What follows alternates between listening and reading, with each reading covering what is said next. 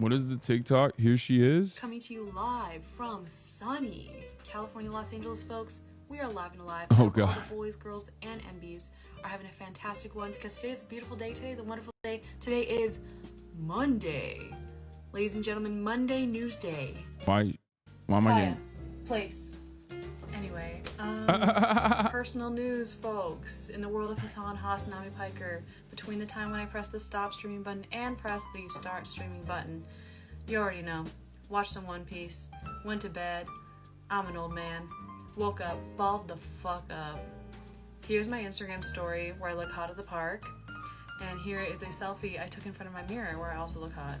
Oh my God, I'm being read to filth. I'm being read to filth. This is crazy. Okay, I'm too predictable. I gotta keep y'all guessing. I'm too predictable, man. What is this? What is this? What is this? What is this? What is this? Yes, I'm drinking cold brew concentrate. Shut the fuck up. What's your take on the filibuster? None. I'm too busy filibustering in your mom. Listen, chat. If you come in here between Oh my God. Oh my God. 2 and 4 p.m. Oh my God. I will be eating 10 pounds of white meat chicken breast, okay? That's it. No, chat, we're not gaming today. I'm tired. Oh my God. Okay, that's too much. That's me. That's too much. That's too much. I feel attacked. I feel like I was read to filth. I feel too predictable. I gotta start switching it up.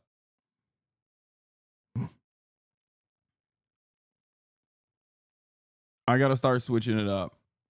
Ball at night and watch anime in the morning randomly one day. That'll show them. No, that would fuck me up, to be honest, if I did that. I feel like that would ruin my brain. Oh my God, this fan art is incredible. Okay, that is a great blast off meme. Let's do it. Okay, Monday Newsday.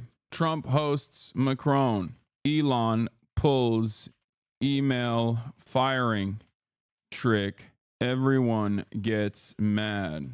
White Lotus. I haven't watched the new season yet, but I will. What else? I'm gonna go watch her stream. Maybe she gets stun lock less and her head is the appropriate size. Yeah.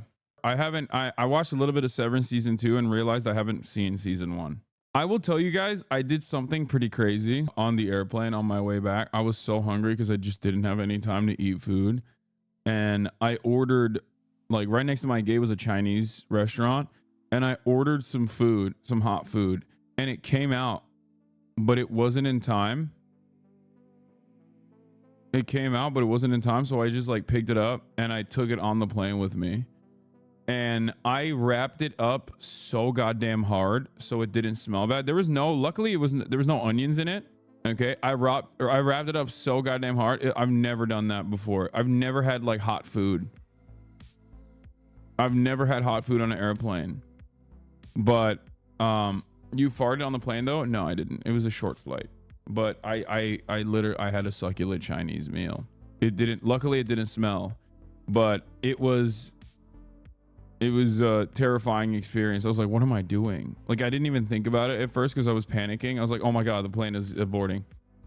And then once I got on the plane, I was like, oh my God, what am I doing? I have like a succulent Chinese meal in the plane. But luckily in Utah, they just don't make it with any onions or garlic. So it didn't smell at all.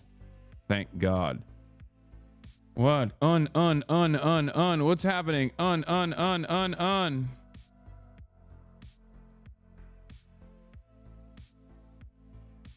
Breaking. What's going on? U.S. sides with Russia at UN. Okay. Salt Lake City Chinese food can't be any good. It was not. Anyway, where were we? UN breaking news. States that voted against the resolution condemning Russia's invasion of Ukraine.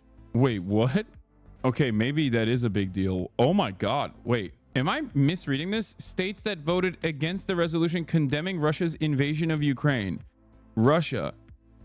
US, Israel, obviously because US said so, but wait, what? What the hell is going on? Yo, we're getting real freaky with it. US does not condemn Russian invasion of Ukraine at UN vote. Was that like a misclick? What's going on there? Is that for real? Trump said it's self-evident why he voted against it. I don't want to explain it now, but it's sort of self-evident, I think. Wait, why is he being like kind of... it's sort of self-evident, I think. You know how it is. Like, what is going on? Dude, oh my God, JD Pondon, dude. JD Pondon, what the hell? Okay. We're aligning with Russia now? Like, what's happening? What is happening? Is there a new realignment? I'm confused. I'm scared. Chat, I don't know what's happening. Hello? What? He's put in the title for clickbait. It's not even a clickbait. It's what happened. It just happened. Okay, I'm sorry, but like low key,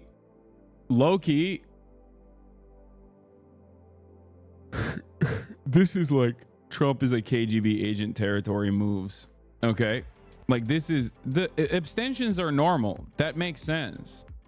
Okay, especially on this stuff. Like these are countries that are constantly trying to play back and forth with Russia. Okay, it's incorrect for them to do so, but it's a symbolic vote in general. But that's what precisely makes this weird, because this is the type of symbolic vote that America is a huge fan of pushing for, and not in this direction. Like, this doesn't make any sense. I don't understand what's going on, man. I'm gonna be honest with you. This is weird. This is very, very weird. Yeah.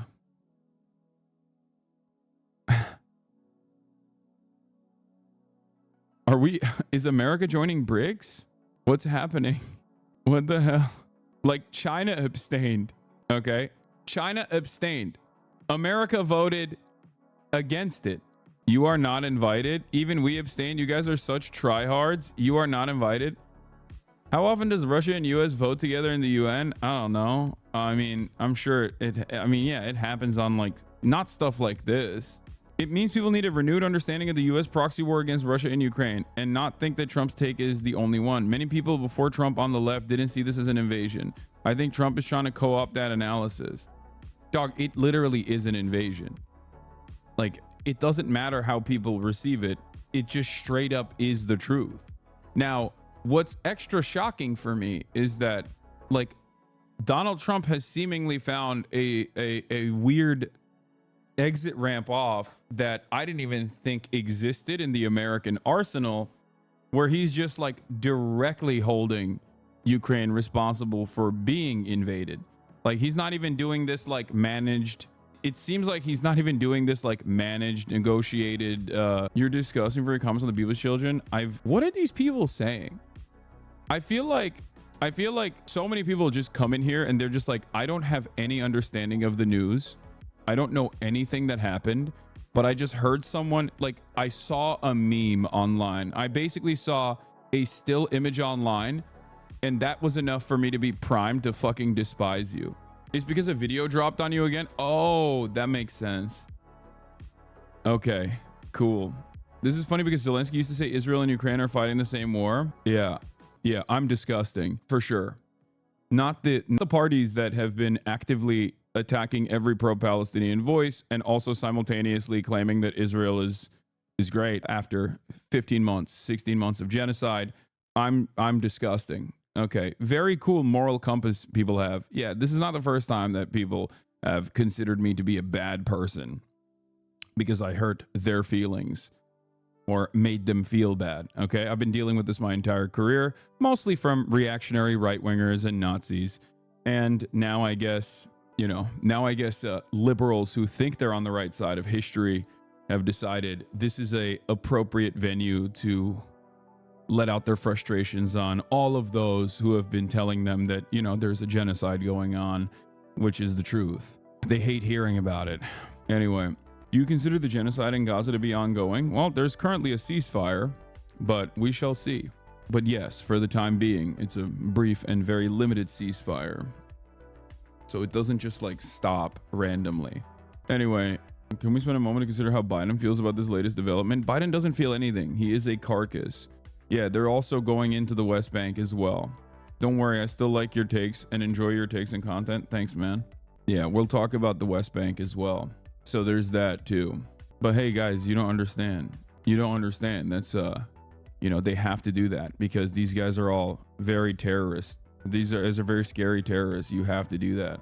I don't even know where to begin. I don't know where to start with this, with today's commentary, but here we are. Jesus fucking Christ. What a time. What a time to be alive. What a time to be alive. What a time to be live and alive. Wow. Did you ever believe America would condemn Ukraine before condemning Israel? Yes. That part doesn't shock me. That part doesn't shock me at all. You want to know why that part doesn't shock me? Because America will never condemn Israel. Okay? What's shocking is that they condemned Ukraine. If you were to ask me like, oh, would you ever expect America to condemn Ukraine before condemning Israel? I'd say, yeah, no, of course. America will condemn every country. America condemns itself and its own citizens before condemning Israel. What are you talking about? Having said that, however, oh God, my banner's broken again. How is this possible? How does this happen? What? This person wants to get you suspended? Wait, why? HUD computers are hacked to show AI video of Trump kissing feet? Okay, cool. I mean, good luck. Good for them, I guess. I don't know. I don't know what's happening there. Yeah, Prem is reporting that the ICC... Okay, there's a lot of stuff happening in foreign policy, which is, of course, everyone's favorite subject matter to discuss and not understand a single dang thing that I'm talking about, only to then get manipulated by a couple clips to be like, wow, you really love when children are murdered, Hassan, or some other incredibly stupid thing. But the International Criminal Court has been asked to investigate former President Joe Biden, Secretary of State Anthony Blinken, and Defense Secretary Lloyd Austin for aiding and abetting Israeli war crimes in Gaza. A 172-page ICC request to investigate Biden officials for aiding Israeli crimes in Gaza mentioned the killing of Hind Rajab. It has now been 392 days since. It underscored how the response to Palestinian kids killed was simple: more weapons to kill more. This is amazing news. May justice be served one day. I don't even know if like prosecuting these people at this stage is even doing justice, but it's some semblance of justice. It's a good start. It'll probably not happen, but having said that, you know, I'm glad that there is a little bit of that happening. Israel, also being a far-right nationalist Nazi country, is openly embracing European parties with Nazi roots and continued Nazi-inspired policies. And they've been doing that privately, which is not surprising, but they've been doing it. How are you going to say standing tacos is a TikTok invention? What? What are you talking about? Anyway, I do wonder if Trump would let the ICC prosecute Biden and his admin over something he agrees with them on. It's an interesting situation.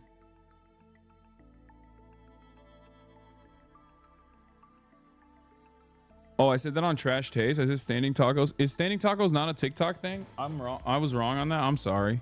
I thought it started popping off on TikTok. How long were you in SLC? Just a day? Not even a day. I was there for, I was in Salt Lake City for like 3 hours. Great app, by the way. Yeah. You're talking about walking tacos. What do you mean? I'm talking about like when you take a bag of Doritos, you cut it open and then you put up in the bag of Doritos. That's what I'm talking about.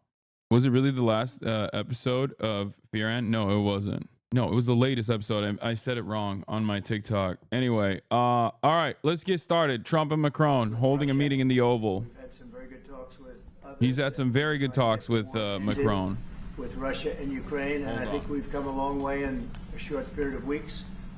And the president's been very helpful also. And we're also talking about trade, various trade deals that we will be doing with France. And we'll be discussing a little bit further. Then we'll have a press conference later on. You can ask some questions. We'll be having a press conference in a little while. We're going to have lunch with the entire French staff, and we look forward to it. And again, the relationship's been very special with France and very special with this gentleman on my right. And we look forward to keeping that going for a long period of time. Thank you very much. Thank you. Thank you, Mr. President. Thank you. Thank you. No, thank you. I want to thank Mr. President for his hospitality. We had a good discussion this morning for the G7 here, and for the third year of this war in Ukraine. And I think our common objective clearly is to build peace, and solid and long-standing peace. And this is what we will discuss, obviously, because I have great respect for bravery and the resistance of Trump talked to Macron about Ukraine and was like, we should go more in the direction of being pro-Russia. I don't know how this happened. I mean, I guess I do know how this happened. He was like, Macron is such an unlikable figure that I've decided my takeaway from this meeting is I'm going to go tell my envoys to vote in favor of Russia at the UN. Ukrainian people, and we do share the objective of peace, but we are very aware of the necessity to have guarantees and solid peace in order to stabilize the situation. Your shirt's Abercrombie Premium? What? I don't know what you're talking about. I'm here as a friend because through centuries we've been friends, and we are personal friends, like you mentioned it, because we work very well. You're going to mention this dipshit's prime minister being involved in a major scandal of sexual assault, second PM of his to be involved in one? Yeah, I mean, maybe him and Trump are more aligned. I'm curious if you saw the BBC docu on Gaza they took down after one day. No, I haven't seen it. Speaking of documentaries, I have a really sick guest coming this week. A really sick guest incoming. May or may not be. I don't know. We'll see. Let's just say there is a documentary up for an Oscar, and I might have the people that made it here. Okay? That's all I'm going to say for now. Yes, that's right. It's Michael Rappaport. I'm getting Michael Rappaport on the broadcast. People have long criticized me for not having enough Israeli voices on. So I've decided to go with, of course, the most Israeli voice, which is a random dude from New York, Michael Rappaport. No. Anyway, let's continue. The US and France always stands on the same side, the right side, I would say, of history. Mm-hmm. And this is exactly what's at stake today. And this is a very important moment for Europe as well. And I'm here as well after discussions with all my colleagues to say that Europe is willing to step up, to be a stronger partner, to do more in defense and security for this continent, and as well to be a reliable partner and to be engaged on trade, economy, investment in a lot of topics. So I'm very excited by the discussion we will have, and obviously we will follow. And I want to thank you again, Mr. President, for your presence for Notre-Dame de Paris. When are you going to get a segment on MSNBC? The ratings will blow up. Brother or sister or MB, let me tell you something, okay? MSNBC recently restructured, and that's actually part of what I was going to talk about today. And in that restructuring, this stuff is really boring. I don't really care about Macron talking about, Trump rebuilding the Notre Dame or whatever. But MSNBC quite literally restructured the remaining pro-Palestinian voices out of their regular cycle.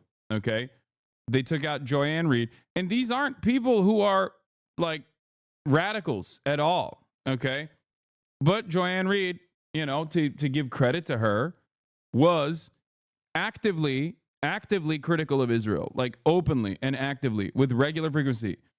So here, Ryan Grimm, I believe, had some takes on it, so we'll just go there. But oh no, you fast forwarded this cushion? What do you mean, this cushion? Oh, yeah. This would leave Ali Velshi as the loudest voice remaining standing up for Palestinians' dignity on a regular basis at MSNBC. MSNBC canceling Ayman is a pretty direct and explicit message that the network has given up trying to get anybody but old people to watch. Okay? They restructured Mehdi Hassan before. They are now restructuring Ayman Mohyeldin's show. Okay? And they're also restructuring Joanne Reed, who was again another person that has been like actively pro-Palestine. So for those of you who are wondering if I'll ever be on MSNBC, the answer is no. Me 12 hours ago, wow, it was really wild that MSNBC just let Ayman MSNBC have me on for such a frank discussion about the Democratic Party's leadership betrayals and weaknesses, helping create the conditions for Trump's ascent. This morning, MSNBC canceling Ayman Mohyeldin's show. Yeah, MSNBC will lean into its progressive roots in the Trump era. That is what they said yesterday while they were restructuring. Except they're not doing that. They are literally clamping on, with the exception of Chris Hayes, and Ali Velshi, like, who remains on the lineup?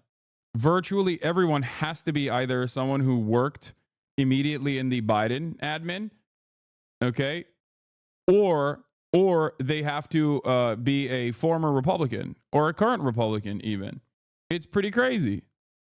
But yeah, MSNBC shakeups. Here's Ryan Grimm's TikTok on the matter. I think it's such a funny thing to say, but Ryan Grimm's been doing a lot of TikToks. Here it is. I was actually a contributor there when dinosaurs roamed the earth, like from 2013 to 2015. So I know a little bit about how this cable. Yeah, MSNBC. How about MSNBC? You know, MSNBC Xi Jinping network operates. The two big things that happened here: Joy Reid losing her show, and Alex Wagner, who had been promised that she was going to come back to, I guess, the 9 o'clock hour, also being booted out. What's amazing is who they're replacing these folks with, because in 2015, my co-host, Crystal Ball, myself, a bunch of other people who were on the left were all axed from MSNBC just as Bernie Sanders was rising. It was kind of a wild, interesting, and I don't think necessarily a coincidence that just as the kind of energy that we'd been kind of agitating for years within the Democratic Party finally started to burst out. They're like, oh, this isn't funny anymore, and kind of got rid of that whole thing and only had kind of center-left establishment. Yeah, they went full tilt. They were like regime enjoyers. If you are regime pilled, you can stay on. Okay? Please. The only programming decisions we are making are pro-regime programming. Okay? You can only have pro-regime programming. It does not matter if the regime is in a dire situation. It does not matter if it's all falling apart. You must abide by the Democratic Party Representation. And so you'd have the kind of center left to the center represented at MSNBC. And so it's not as if Joy Reid and Alex Wagner were kind of like far lefties and are being pushed out for that, but they were really among the only two. Eamon. Kneecap just replied to your tweet. Oh, nice. What did they say? Let's talk. Handshake emoji. Oh, let's go. That'd be sick. I would love to link up with the boys. I'll DM them. I think they come to America sometimes. I believe that they were here before. That would be sick. What is Kneecap though? Kneecap is incredible. Once again, not Mr. Music by any means, okay? But Kneecap is a hip hop trio from Ireland, and they are let's just say they're very outspoken. They're very outspoken about a lot in the EDL. This is the exact opposite of being in the EDL. Like, it's literally the diametrical opposite of being in the EDL. They would probably beat the shit out of you if you made an assertion such as that one. They're Irish, man. They're Irish. That is crazy that you just said that. Yeah, the only EDL they're participating in is the England Destruction League. Yeah, they had a documentary. Yeah, they're straight up anti-fascists. They are Republicans, but a different kind, if you know what I mean. Closest you can get to an anti-Irish hate crime, by the way. What you just said, like, it's not a documentary, it's a biopic. Sorry, they had a biopic coming out as well. I think the British government also, like, they successfully sued the British government recently for not getting an arts grant, specifically because of their political associations. But regardless, we'll get into that in a little bit, okay? Yeah, that's so yeah. These guys, considering these guys to be anything like the EDL, is pretty funny. But yeah, he's reading Voice of Hezbollah, the statements of Syed Hassan Nasrallah. But we'll take a look at what they have. We'll take a look at how we can collab, because that'd be sick. Being another, Chris Hayes being another, who are ever willing to criticize Israel. And Joy Reid probably kind of the most willing to criticize Israel. And particularly it's assault on Gaza the last. For those of you who don't know, the EDL is the English Defense League. It's a fascist, white nationalist, English movement. They're neo-Nazis in England, and they call themselves the EDL. It's now no longer as poppin' because one of their leaders is constantly in and out of prison. Tommy Robinson, Yaxley Lennon, his government name, and also they've they've basically become more normalized in their politics through reform. Previously, the Brexit movement, and now Reform Party has made it so that they're no longer a outside of politics movement like mobilization, but instead a literal party you can fucking vote for. All right, let's keep going. 15, 16 months. So with her and Alex Wagner gone, you're down to basically just Chris and Eamon. But who they're replacing them with is wild. You see Michael Steele, former RNC chair, who's now a pretty reliable Democratic partisan. Simone, former RNC chair, man. What are we doing? What are we doing? What's happening? What's happening at MSNBC? What the hell are they trying to do? They've just completely given up on the idea that like anyone under the age of 50 will ever actually even accidentally encounter their broadcast. Okay? They're just like, nope, it's never going to come back. So what we have to do is just like maintain the audience of people that are dying. Okay? Before they die, hopefully we can sell them as many Prozac ads as possible. Sanders, who is like literally a spokesperson for Joe Biden. I wouldn't say they normalize. The majority of the UK population doesn't support someone like Tommy Robinson. Yes, that was a misunderstanding. I should have clarified. It's becoming more normalized by the way of the Reform Party, which is an extension of Tommy Robinson style politics. But of course, they can't do active Tommy Robinson style sentiment in public yet, which is simply what I'm saying, which has actually led to the EDL kind of falling apart a little bit. Do you see what I mean? As in, the Reform Party and Nigel Farage actively talk shit about Tommy Robinson while they have very similar politics to Tommy Robinson. And now that there is a pressure valve for a lot of these people to at least engage politically, now that there is an active political movement that they can engage with, they don't have to actually do like, paramilitary stuff. Which is also interesting because when the race riots happened in England immediately after the Tory defeat, if you recall, everybody, I mean, those were a lot of Reform voters. They weren't, getting together at the pub for a pint with the EDL boys. They weren't mobilizing on the boundaries of being a part of the English Defense League. They were mobilizing because they were angry. It seemed more so decentralized. The EDL was never a movement, you spanner.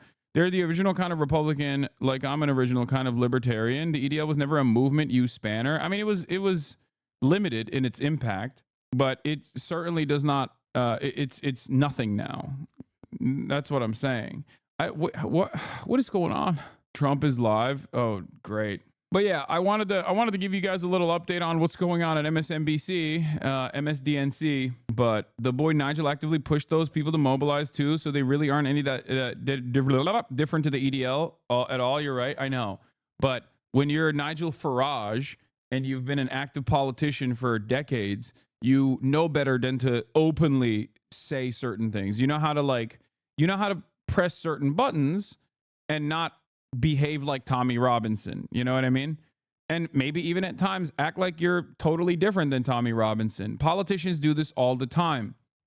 Remember when Donald Trump said, stand back, stand by, when talking about the Proud Boys? Okay? It's kind of like that. But Donald Trump, of course, was doing that in a shittier way than how Nigel Farage does it. But yeah, Donald Trump is holding a live press conference alongside French President Macron now. Restore peace, and I think we're going to do it. We've had some great conversations, including with Russia. Since my return to the White House, we've made more progress toward that goal in 1 month than occurred in the past 3 years. And I've spoken with both President Putin and President Zelensky. And again, who's a dictator and I hate him. A lot of good things toward peace are happening, moving it.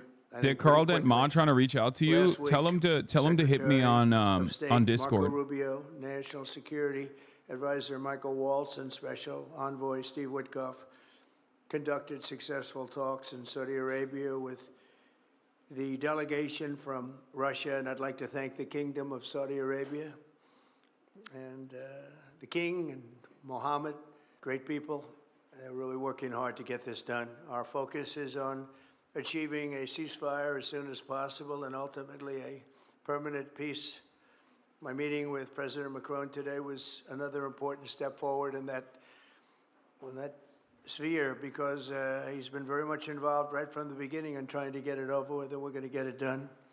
I believe that Emmanuel agrees with me on many of the most important issues. Chief among them is this is the right time. It may be the only time. You know, that's a very interesting and horrible situation, and that could evolve into a third world war. We're not going to let that happen. Should have never started, but it did. And what a mess, what a horrible, bloody mess. I'm also pleased that President Macron agrees that the cost and burden of securing the peace must be borne by the nations of Europe, not alone by the United States. And Europe must take that central role in assuring long-term security of Ukraine, which they want to do. And that's not a very big step. The big step is what's going to happen over the next few weeks. The United States has put up far more aid for Ukraine than any other nation. Hundreds of billions of dollars. We've spent more than 300 billion, and Europe has spent about 100 billion. That's a big difference, and at some point we should equalize, but hopefully we won't have to worry about that. We have other things happening that maybe take that out of the realm of necessity. And while we've given vast amounts of military aid and money in form of grants, much of Europe's contribution has been economic relief structured as loans for which they'll be repaid. Like the Europeans, I believe that taxpayers in the United States also deserve to recoup the colossal amounts of money that we've sent. The previous administration never even thought of that. They didn't think of a lot of things, like why did they let it start in the first place? That is why we must have an agreement with Ukraine on. Dude, every time he talks about Russia, I can't believe I'm getting, maybe I'm a little too libbed up, but every time he talks about Russia the way he does and the actions that he takes in regards to Russia, I unironically start thinking he is like, I mean, he's going above and beyond, dude.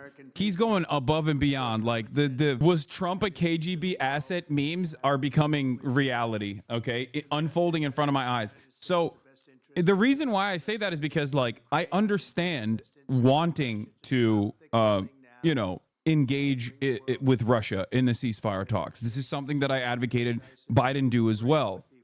But this is literally above and beyond. Like the UN, the symbolic vote in the UN, the consistent undermining of Zelensky, like he goes far, far above what Trump normally would do in this situation. Like, what the fuck? For the first administration, first term, we had no wars, we had no problems. We didn't have October 7th with Israel. We didn't have Russia and Ukraine going at it.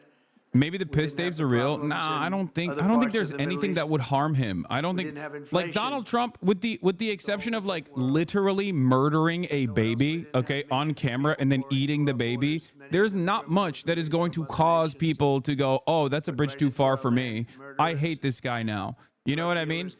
Blackmail only works if you have some semblance of shame and normalcy. Look at Pete Hegseth. Pete Hegseth is unblackmailable. He is a drunk rapist, and now he is the defense secretary. Our country's history. I hope that's right, but I feel it's right. We've done a lot of things in a very. Check your Discord. I wrote you to get a call in with Dick Carl Dent. Okay, hold on. My greatest legacy, however, will be as a peacemaker and a unifier. Did you try to add me? Peace, not war. I thank President Macron for joining us today in this urgent work we're doing. We have some wonderful Tama people is his up front mod. right here that have Did you try to add so me? Hard. Steve Witkoff, thank on you Discord? Very much. And Michael Walsh, thank you. Scott, thank you very much. Whisper to my mods what your username is on Discord. They've really done a job. They worked very hard. It's a real passion to get this war ended. And What's your stance on Macron? As a Frenchman, I'm curious of what others think. I think he is incredibly bad. He is unimaginably bad, and he is almost single-handedly responsible for the rise of the nationalist movement in France by constantly capitulating to right-wing sentiment. Ladies and gentlemen, I'll be saying a few He's words a in horrible French. racist, and I hate him. Thank you very much, Mr. President, dear Donald, for your hospitality and for this visit. As you mentioned, We have had the opportunity to meet over the past few years. Since your first term, we've been able to discuss matters in Paris and also here at the White House. And it has always been a great joy to do that, and I would like to commend you. And thank you, Mr. President, for extending this friendship to France and taking part in the ceremony at Notre Dame that you mentioned before. It was a great honor for the French people to reopen the cathedral to the rest of the world, and your presence was a testament to that friendship. As the President said, this friendship dates back to the Revolutionary War since the beginning of the United States. And whenever we've needed to, we've been able to come together and be on the right side. We've been able to be united to defend peace and sovereignty, namely in the two world wars that marked the 20th century, from Lafayette to Pershing and to the many Americans who landed on Omaha Beach. And we spoke earlier before, and you mentioned that one of those gentlemen was able to visit you here, one of the veterans. This is part of history, which puts us in the world that we are in today. And as the President just said, there are many challenges in this world. And over the past few days, we have one Can't main believe objective, Trump which already is the nutted and geopolitical Macron still situation. sucking. Why only fascists? Why not President, exclude communism too? Seems like an wish extremely to one-sided thank you opinion. Let me explain to you one thing making really changes quickly, to okay? your schedule I to like meet with us communism. so I quickly. don't care. I am not think we've afraid made of saying very that while I wouldn't substantive consider steps myself to be a forward communist, during our I don't discussions, and this mind is a communism. major step I don't in what mind we're attempts at experiencing moving today. in the direction of communism. had a video I don't mind this conference at with all all. of the G7 Okay? leaders, So which that was is an the reason why I opportunity for can us to discuss tell you this openly matter 3 that days I after the agree with Russian anti-capitalist war in sentiments. Ukraine, and Okay? to express Many our support transitional for socialist states have President made Zelensky, tremendous to the mistakes. Ukrainian It is people, important but to also learn to from speak those and mistakes. share about But our this should not desire mean that we for a should lasting stop peace. pursuing an what we evolution have spoken of the about way that our current political very economy, our forcibly current over the modes of past few production weeks. change for the We better, so that thought every that single person, yourself included, this have a war was better only going life to last a overall, few more weeks, but it broke autonomy. out in 2022. We Okay? admire That's greatly it. the courage of That the is the Ukrainian reason why people. I'm And, like, I Mr. guess I'm President, I wish one-sided to if you thank want to for consider this. it that way. Okay? I don't know why you think this is a scary word. That I don't know there why are you think you can responsibilities just on Europe's simply, side, and I guess, indeed, not even address why these things are bad we have invested and 128 rely on billion Red in Scare aid to propaganda. Ukraine and the Okay? Ukrainians. Bad way to take in the news, to be Ukraine honest. has Also, been Queers for able to Palestine is hold a the bad front of movement our because it's a collective region and country that will security. kill It's people who fought identify as over queer these past few just for years existing. for These its are all the points I hear independence during the and 10 for minutes its before I can sovereignty, but comment. also I would for our write more, collective but there is a security, character because I limit. think that in a Allegiance world to where people who it's are the undermined by colonial violence should not be transactional regardless, okay? Your assumption is that, you know, they're actually murdering queer people in Palestine on a daily basis. And it's true. Queer people are dying in Palestine on a daily basis. It's just that Israel is killing most of them, the overwhelming majority of them, okay? But regardless, even if a group of people that were being dominated by a settler colony and its ethno-nationalist project, and they were some of the most backwards thinking reactionary people you've ever seen, and there are plenty of examples of this, okay? I would still look at the greater evil in that scenario. I would still call out the larger colonial power dominating these people because, unlike you, I understand that reactionary sentiments such as that, homophobia, queerphobia in general, actually explodes when you are being dominated by a larger power. You have no time to do civil rights protests, okay? If you left people alone,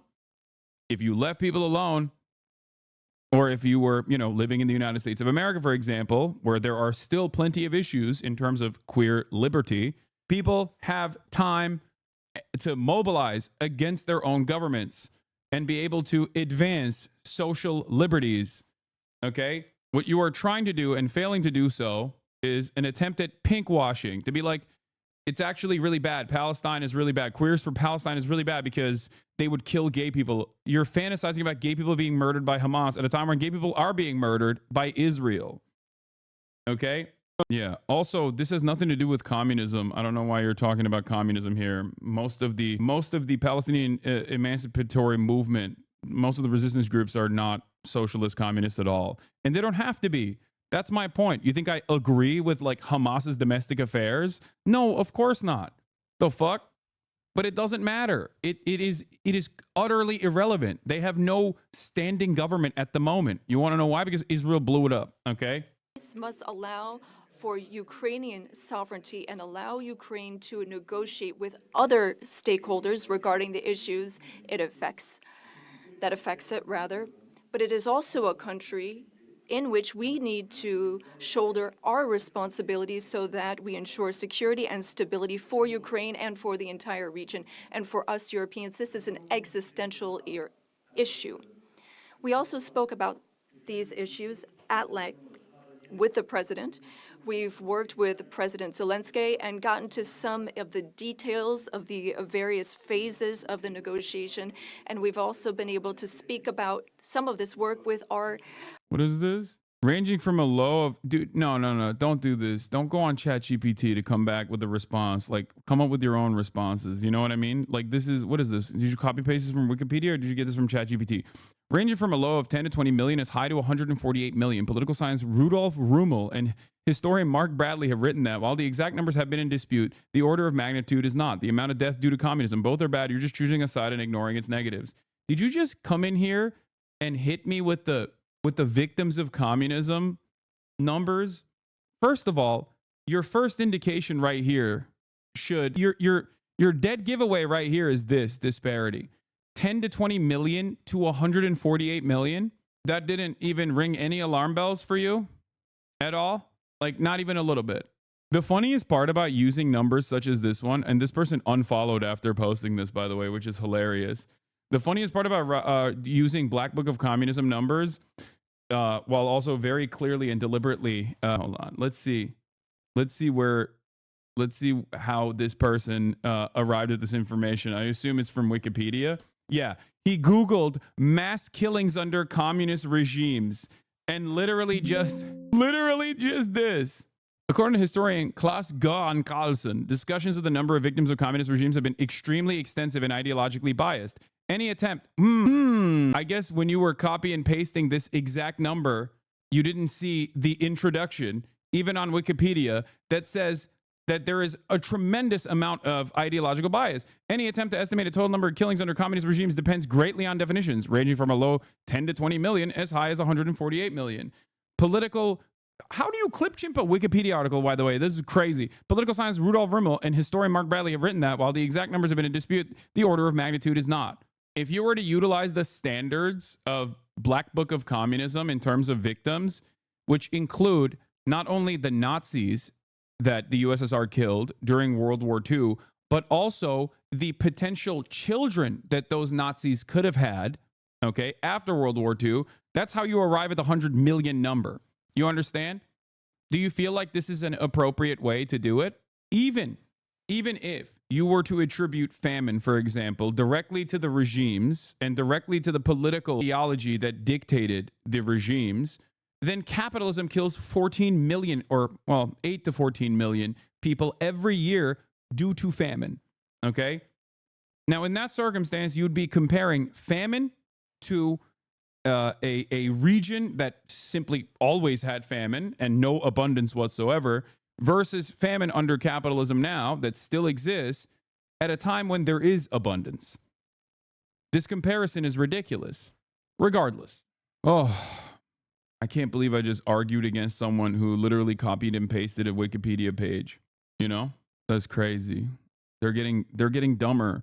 Instead of getting smarter, they're getting dumber. How is this happening? On both sides of the Atlantic, we have a shared agenda in that regard. We also spoke about the Middle East, among other subjects, and here again, we have the same desire. We don't want to see Iran obtain nuclear weapons. We don't want, or rather, we want an approach with partners in the region that we can trust. Given Iran's nuclear activities, we want to limit its ballistic capabilities and avoid any type of regional destabilization. With respect to Syria and Iraq, we also share the same desire. We don't want to see Islamic terrorist groups resume any of their activities because for some time our armies have very bravely been engaged in the Gulf, as you have led. and contributions have been significant and helped stability in the region. And I say this with great sincerity. France was affected by a terrorist attack in 2015, which was linked to the terrorist activity in Syria. And we are in that region at your side to work for more security. Ladies and gentlemen, we had extremely productive discussions this morning during the conference, and we spoke with our ministers and counselors and advisors. And I wish to say, after speaking with President Trump, I fully believe that there is a path forward. We share the same beliefs. We know what work needs to be done, and in the weeks to come, we will work on that. Our teams will come together in various formats to make sure that we have this solid, lasting peace with great strength. Mr. President, thank you so much for welcoming me here today. Thank you so much for these productive discussions and for your commitment. Thank you, dear Donald. Okay. Thank you very much. Brian, would you like to ask a question? Go ahead. Harvard poll that came out that had, thank you very much, the Harvard poll that came out had you up 9+ points, and all of your agenda that you ran on, you're accomplishing that. You got the support of the American people, including stopping the war in Ukraine. If you can comment on the latest Harvard poll, I'd appreciate that. Well, I was honored by it. It was a big poll, and it's usually a poll that leans on the other side of things, the other side of the world, so to speak. But the Harvard poll is a respected poll, and it has us not only leading, but leading by a lot, and leading on every single issue that we've talked about. And as I said, we've become the party of common sense, and I think that's a very important element now, common sense, because what's happening in the world and even in this country, some of the things that took place, many of them are now canceled, and the rest are being canceled as we speak. But we've moved very rapidly and I think very effectively. So I was honored by that poll. Thank you very much. Appreciate it. There are no questions. Please, no. This man saw the Modi. This man saw the Modi press conferences when Modi was in America and was like, "That's what I want. I want that real bad." Go ahead. The questions are now, Mr. President, they're saying you got a thick 8, like literally. He's like, "Thank you for that question. I love having a thick 8. It's the thickest of 8s." I think the meeting in Saudi Arabia was a fantastic one. We met with the Crown Prince, who's a fantastic young guy. He's young. Yeah, Mr. President, your bitch is too bad. They're saying it's the baddest bitch. Tremendously respected all over the world. What do you have to say, sir? He goes right to the king, and the king is incredible. Gotten to be friends with both of them very much. And they want to see this ended, and they're going all out to make sure that it is. How is this literally any different than the DPRK news Americans love to laugh at? Excuse me. The difference is the DPRK is restoring the glorious revolutionary principles. Okay, that's the difference. The drip. The DPRK drip is better. But yes, yes, it is literally the same. Yes, it is straightforwardly the same. But worse. The American side of this is worse, and I'll tell you exactly why.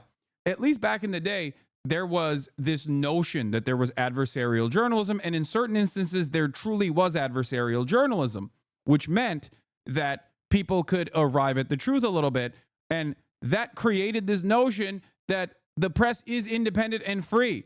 Everybody in the DPRK knows the press is not independent and free. That's the major difference. Donald Trump, looking at authoritarian strongmen, and basically taking on some of their worst aspects and bringing it directly to the United States of America in this very stupid way is quite literally creating this incredibly unstable environment where people still have the old notion that the media is independent and free, but they're doing dear leader praise. Do you understand? People still have this mentality in the back of their minds that the press is free and independent, and it's not like state media that praises their leader when it is actually fully becoming that way. And I know this from my own personal experience in Turkey. This is exactly what happened in Turkey. Turkey still has technically free press. It's a laughable notion. It's not free at all. Turkey doesn't have free speech or free press enshrined in its constitution, but it looks independent, but it's not independent. It's bought out by all of Erdogan's cronies. So they almost entirely run pro-Erdogan propaganda. Okay? So that's the direction that America is heading towards right now. What makes you think you can trust Putin in those negotiations? Thank you. Look, Hassan, you are sort of controversial in the communism debate. Communism can't promise to make lives better. It didn't in the past. It may decrease income inequality, but it doesn't mean it's going to provide high standards while providing more equal lives. You may suggest change in mode of production, better for individuals versus private ownership. But don't you think it's impossible after this point? Yeah, let me just sidestep away and have a long, convoluted conversation about like how we could implement full luxury automated communism. Come on, chatter. I mean, we had nothing to get from maybe on a different day. Maybe now a different day. There is a big change because there is a new U.S. administration. So this is a new context. Turkey so didn't collapse, so then could we just become Turkey a forever dictatorship? Was President Putin. But my experience is the following, and I shared it with President Trump and the team. In 2014, our predecessors negotiated peace with President Putin. But because of the lack of guarantees, and especially security guarantees, President Putin violated this peace. And I had several discussions, especially beginning of 2022. He's speaking in English so he can understand. 7 hours with President Putin, 15 days before launching of the attack. He denied everything, but we didn't have security guarantees. So this is why being strong and having deterrence capacities is the only way to be sure it will be respected. And I insisted on that, and this is why I believe that the US has the capacity to do so. And this is why I think we should never say, I will never send any boots on the ground, because you give a blank check to violate any type of commitment. So I think it's good to have discussion. I think it's useful to have negotiation. I think it's super important to go to the peace. But my strong point was to say, let's try to get something first which can be assessed, checked and verified. And let's be sure that we build sufficient guarantees on the short run. And this is where we are ready to be engaged. As for France, a lot of my European colleagues are ready to be engaged. But we do need this American backup, because this is part of the credibility of the security guarantees. And this is our collective deterrence capacity. And I have the feeling that the President has this capacity. I think it's very much to the benefit of Russia to make a deal. And I feel that we'll do that. It is what it is. Again, it's a war that should have never been started. It's a war that would not have been started if I were president. But it did start, and it's at a terrible level where cities are burned down and shot down to the ground. It looks like demolition sites, a whole big pile of demolition sites. And we got to get it stopped. Too many people, too much agony. The whole culture is destroyed when you rip down some of those ancient, really ancient or near ancient buildings. It's so sad to see, but I think it's very much to the benefit of this tremendous distrust on both sides. That's why it's good that I'm coming in now. But I think it's tell Macron Ukraine is flat, and the only thing that can stop a bullet is a person's body. And to go on with the beautiful domes. Go on with leading Russia in a very positive way. That's what you have to do. But I really believe that he wants to make a deal. May be wrong, but I believe he wants to make a deal. Yeah, go ahead, please.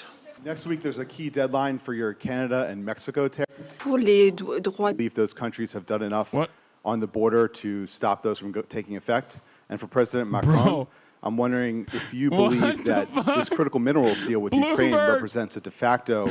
Bloomberg, Russian officials are reportedly... Wait, no, there's no way this is correct, right? Did Bloomberg actually report this? Hold on.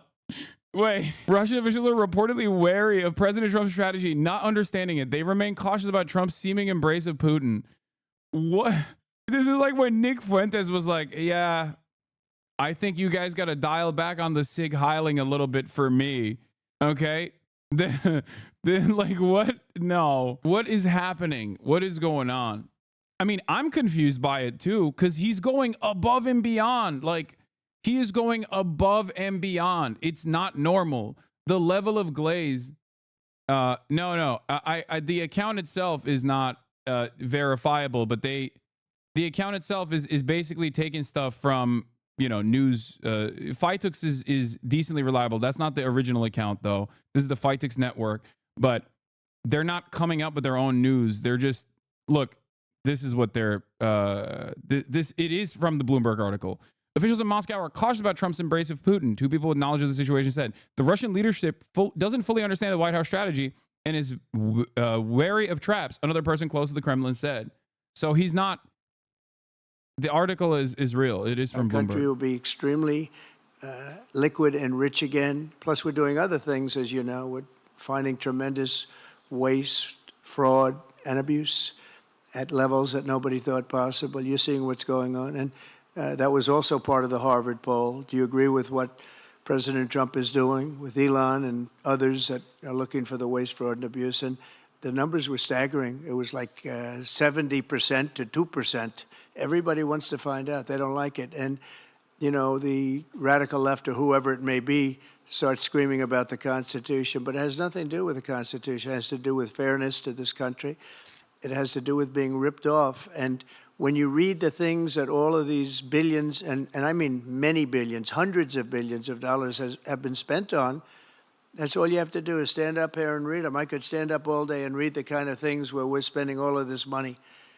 The good news is that when you think of how rich a nation we can be when we get rid of this, you know, sometimes you'll buy a company and you'll see it was really well run. I think one of the wildest things that has happened, and I will openly and readily admit this. One of the wildest things that has happened so far, I think, is this is the Vivek Ramaswamy plan. Okay? Or at least like something that Vivek Ramaswamy was repeating that he got from fucking 4chan or whatever about how the real meta here should be to realign with Russia because they are also defending Christianity and they're white and they're based, and then utilize that allegiance with Russia to undermine China. The real war is China.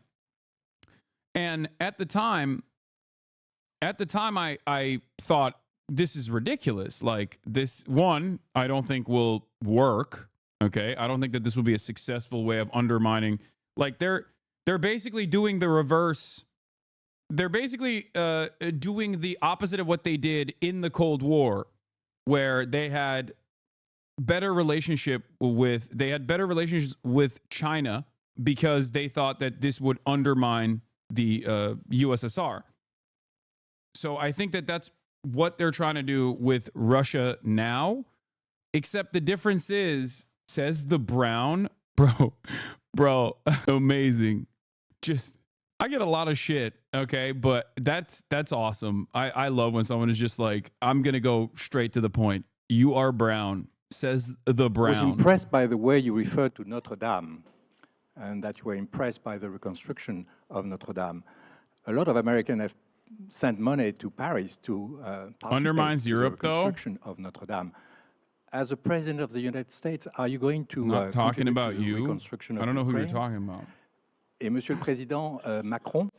President Macron, what for you is the main area of progress in your meeting with President Trump? Can you confirm that there is an agreement to send European peacekeeping troops? Will France participate in that? How many troops? What would they be doing? Would this represent a great danger to send French and European troops to Ukraine? Well, I guess it's a little strange question because you ask whether or not we're going to, on behalf of the United States, contribute to Ukraine. I mean, we're in there for about $350 billion. I think that's a pretty big contribution. I do appreciate the first part of your question, however, because I think they've done an incredible job with the Cathedral of Notre Dame.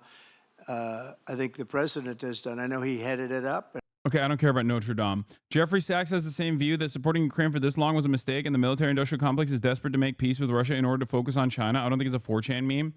Yeah, the problem here is that the allegiance that Russia and China have are directly built on the boundaries of them both resisting American empire and Western supremacy. So I don't know, like, they're not aligned with one another ideologically. Russia, I mean, and China doesn't really care about ideological boundaries at all. But also Russia is a right-wing kleptocracy. So I don't even know if that's a successful strategy is what I mean. I don't believe Putin will go for it, but whoever comes after Putin is likely to take the U.S.'s offer to align against China. There are lots of pro-West people in the Russian ruling class. Yeah, well, okay. To have a truce a peace and be able to measure that and then structure our discussions on that basis. France and several other European countries, along with Ukraine, are hard at work to build this lasting peace with very specific points, including security guarantees, the territories that belong to Ukraine, the issue of reconstruction, the economy, and critical minerals. We've been able to go into the details of those proposals. The third area of progress, which really mark a turning point, is the fact that we were able to talk about the details of the security guarantees. And the president has shown this over the past few days, and he said so a moment ago. We want peace. He wants peace. We want peace swiftly, but we don't want an agreement that is weak. The fact that there are Europeans that are ready to engage to provide for these security Putin says that U.S. and Russian companies are currently discussing joint projects. Yeah, when he says we're going to take over the minerals, here's the other side of the story. When he says we're going to take over the minerals, I'm not super well versed on the Ukrainian mineral maps. Okay, I'm not Pete Buttigieg, who was very well versed on Afghan mineral maps. Okay, I am not the Pete Buttigieg of Ukraine. But from what I understand, a lot of the natural, a lot of the minerals that they're talking about is in territories that are either near or directly in areas that Russia has forcibly annexed and captured. So when he says like we're going to extract these minerals, we're going to take over those minerals, like I don't know what he means by that. Is he basically claiming that like they're going to do a joint cooperative extraction agreement, a joint cooperative extraction agreement with Russia? Is that what he means? I don't really get it. I don't really understand what he's saying. Report to show that we have a negotiated peace signed by both sides, and that is a peace we will preserve. No, it's all on the Ukrainian side of the river, but their existence is basically entirely theoretical. Not for combat. These would be well, deployments that's why I said like near territory that Russia has annexed. You can't extract minerals in that area. If there are a shit ton of minerals there, I don't think you can extract minerals safely without like Russia's go ahead if it's in striking distance. That's why I said it's either around the areas that Russia has forcibly annexed and occupied or directly in the areas that Russia has forcibly annexed and occupied, which means that if these hypothetical minerals that are worth trillions exist on Ukrainian soil, which again, I don't know, okay? Why Dick Carlden and not Stay? I don't know any of these names, chatters. I don't know why you think I'm like picking and choosing favorites in German politics. I just don't know. I'd be down to have that other guy on too. Of the burden, their share of the burden. We have a strong alliance that we've built over the decades. We have our solidarity and we have deterrence capacities. What does it mean? Would it be dangerous? If there is an agreement signed by Ukraine and Russia, thanks to the efforts of President Trump, and if we provide the guarantees and Russia violates the agreement, then it would be in conflict with everyone who is engaged in the peace process. And that is a change. That was something we did not see in the past. That's not what we saw in 2014. So that is the real change that we're marking. We have this deterrence capacity on the American side. We have the capacity for engagement on the European side, and that's something we're going to continue working on together. It's not dangerous, but it's credible. It's less dangerous than things that could happen in the long term. And I think this is what we need to do to ensure security. And I say this very clearly. We're also talking about security for Europeans for weeks now. If we do not guarantee the security of this territory within Europe, then how can we guarantee our own security for one and all?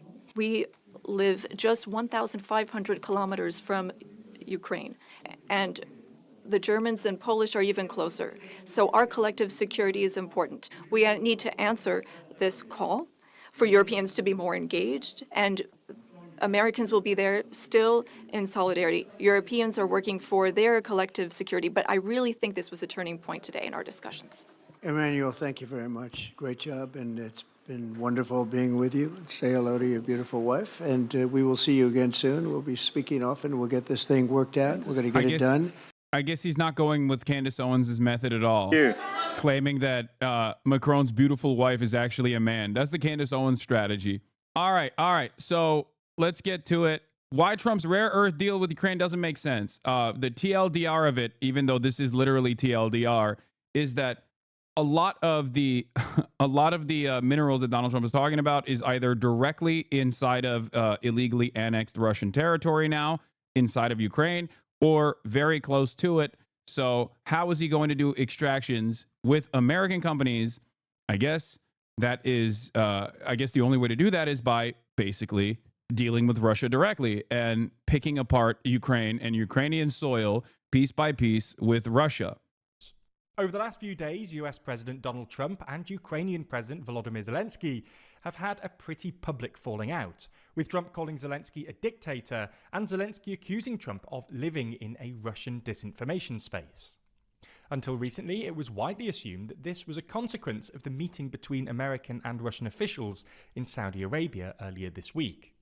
But while that meeting obviously didn't help, in the last few days there has been some suggestion that quite a lot of Trump and Zelensky's falling out has actually been about a prospective mineral deal that would see the US get preferential access to Ukraine's mineral reserves. On Thursday, Axios claimed that the US and Ukraine fell out after Zelensky refused to sign the original deal. And a few hours later, Mike Waltz, America's national security advisor, publicly urged Volodymyr Zelensky to take, quote, a hard look at a proposed deal. So in this video, we're going to look at this proposed mineral deal, why it's proved so controversial, and what might happen next. Podcast app. First though, what mineral resources does Ukraine actually have? Well, according to Ukraine's own geological survey, Ukraine has large underground deposits of certain in-demand metals, including titanium, graphite, lithium, and uranium, as well as a handful of rare earth reserves, with all these deposits generally occurring along the so-called Ukrainian Shield, a strip of land that Russia isn't ideologically against the West. They're just bitter they can't be in the club, that's all. They don't have a strong anti-imperialism conviction. No, I understand that. I agree with you. And I'm pretty sure Vladimir Putin very openly admitted that, where he said, we are capitalists. We're not a socialist nation. We're a capitalist nation. Hello, we are no longer the USSR. Why can't we be your Israel? That was a conversation that took place with Tucker Carlson when he went over there to be like, look at the beautiful metro stations Stalin built. And also, look, Russians eat burger every day, and it's actually better than American burger, which was, I think, the highest stage of like pro-Russian propaganda that anyone can ever engage in, to claim that Russian burgers are better than American burgers. Like, I don't know how Tucker Carlson is still seen as a patriot after that one. Okay, I wouldn't say that. And everybody thinks I'm an anti-American radical terrorist. Regardless, they're only against the West in terms of Western values, woke hoss rage. Yeah, I think that it is pretty obvious that post-USSR, post-collapse of the USSR, like Russia would have loved the opportunity to be a part of the American periphery. They would have loved to be a Western-aligned. You are whatever is trending. Yeah, it's super trendy to be someone who's critical of American foreign policy. You get rewarded a lot for that sort of thing, famously. Runs along the right bank of the Dnipro River. However, these deposits have not undergone any significant exploration or development. For instance, Ukrainian officials claim some of the world's largest deposits of titanium, used for missiles, planes, and ships, but only 10% of its proven reserves are being developed. So, why haven't these reserves been developed? Well, it's at least in part because, during the Soviet and much of the post-Soviet era, Ukraine didn't receive enough investment. Then, in the 2010s, when Ukraine began drawing up plans for it, offering outside investors tax breaks and investment rights, including a major oil and gas privatization effort in 2013, these efforts were interrupted by Russia's annexation of Crimea in 2014. Then, in 2017, Ukraine launched a new energy strategy to accelerate the licensing of mineral extractions. But Russia's full-scale invasion in 2022 again got in the way. Anyway, Ukraine's unexplored mineral wealth has apparently drawn Trump's attention, and Ukraine and the US are now negotiating some sort of deal that would give American companies privileged access to these deposits. The New York Times actually reported that Ukraine actually refused to sign a mining deal with Biden, so they could use it as leverage over Trump, and originally it looked like this strategy had worked. Earlier this month, Trump seemed to imply that he'd be happy to continue supporting Ukraine in exchange. I'm losing my mind at the foreign policy. I'm losing my mind at the brilliant foreign policy administration, the last one, of course. Why are you so mad at life while being rich? Because other people are getting screwed over. And I care about it. I care about that sort of thing. The IMF literally called for these minerals to be privatized, which is part of why. Yeah. Okay. Listen. It was always the case. Okay. Hold on. Western forces have always wanted to engage in privatization. Bro can't conceptualize empathy. Yeah. Okay. Let's continue. For access to its mineral wealth. Hold on, I'm getting saying, a bunch quote, of different they're going things to that I got to secure respond what we're to. giving them with their rare earths and other things, and that he expected $500 billion worth of rare earth minerals. Trump's enthusiasm for rare earths specifically is probably related to his anxieties about China. Rare earths are used in a whole load of advanced technologies, but China currently accounts for about 60% of all rare earth mining and about 90% of rare earth processing. However, it seems like the deal collapsed on Wednesday last week, when Treasury Secretary Scott Bessent visited Kyiv to sign it off, apparently because Zelensky decided it was too one-sided to get through the Ukrainian parliament, and was disappointed that it wasn't accompanied by any US security guarantees. This would be consistent with a slightly astonishing report from The Telegraph earlier this week, who published parts of the original draft agreement. According to that draft agreement, the US would get 50% of recurring revenues received by Ukraine from extraction of resources, and 50% of the financial value of all new licenses issued to third parties until it had received $500 billion, way more than the $175 billion the US has so far spent on. Just wait until the states had enough of it. Hopefully they come together. I wish, okay? I wish for a resurgence of some kind of pan-European movement that will undermine American empire. I just don't think that it will ever happen. And I personally think that it will only happen in the opposite direction that you would want it to. Because if Europe, as we've seen in the German elections, which we're going to be talking about in a second, if Europe basically was like, no, we are maintaining neoliberalism, like America's sliding towards fascism, we're going to combat fascism by holding on to neoliberalism. We are going to be the neoliberal state, okay?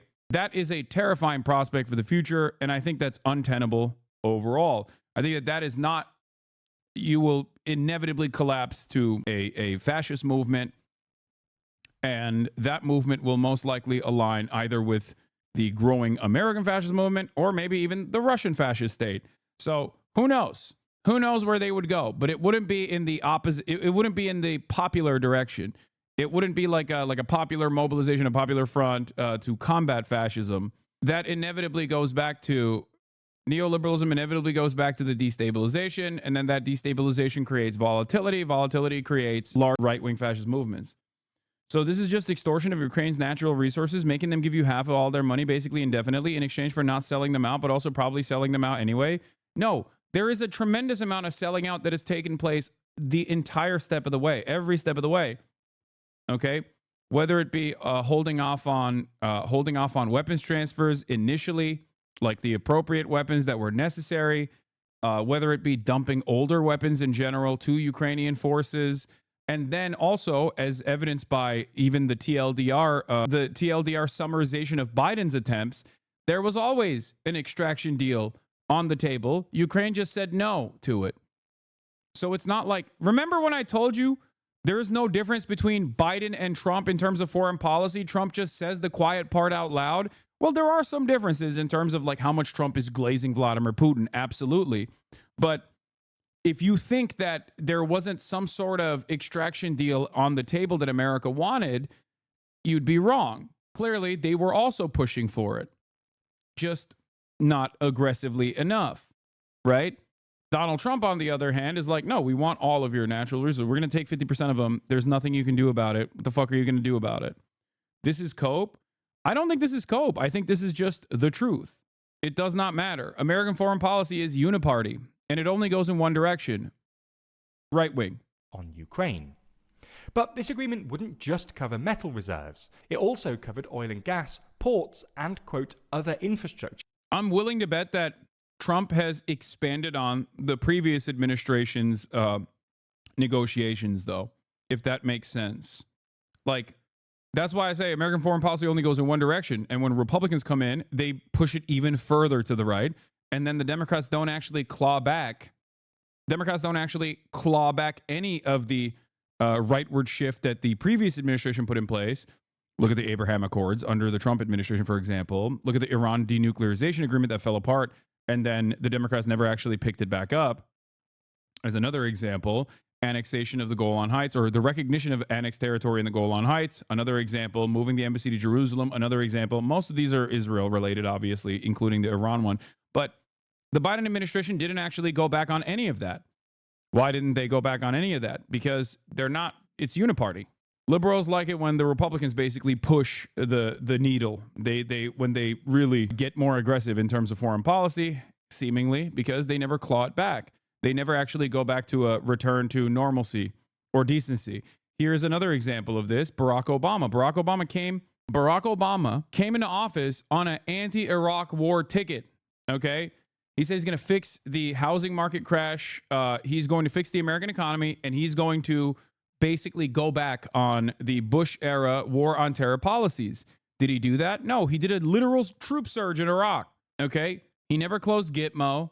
Gitmo is still in operation. Guantanamo Bay is still very much in operation. He greatly expanded on drone warfare, okay, including extrajudicious killings of American citizens. So yeah, that is another great example of how liberals, even if they promise certain things, actually end up not doing those things and continue escalating conflicts around the world. Obama, on the other hand, did do some interesting stuff, I will admit, in terms of the Iran denuclearization agreement and also starting the normalization process with Cuba. Those two things were absolutely glaringly obvious W's for Barack Obama. Donald Trump immediately came in and cast all of that aside. And guess who came after Donald Trump and didn't actually fix it? His name is Joseph Robinette Brandon. Okay? So there it is. As agreed. The US would also get to decide who got those licenses and the terms of any future projects, with the draft also stating that, quote, the agreement shall be governed by New York law, without regard to conflict of laws principles, and that the government of Ukraine waives sovereign immunity with respect to its liability. In short, the US basically gets to control all of Ukraine's extractable mineral wealth and any infrastructure until the country has paid back roughly 3 times what the US has spent in aid, which is why the Telegraph describes it as, quote, the economic colonization of Ukraine in legal perpetuity. Perhaps more importantly, though, it's not clear Ukraine would ever be able to pay off $500 billion, for the simple reason that, while Ukraine has clearly done a great job in advertising its mineral wealth to Trump, there's a fair bit of uncertainty about how much mineral wealth Ukraine actually has.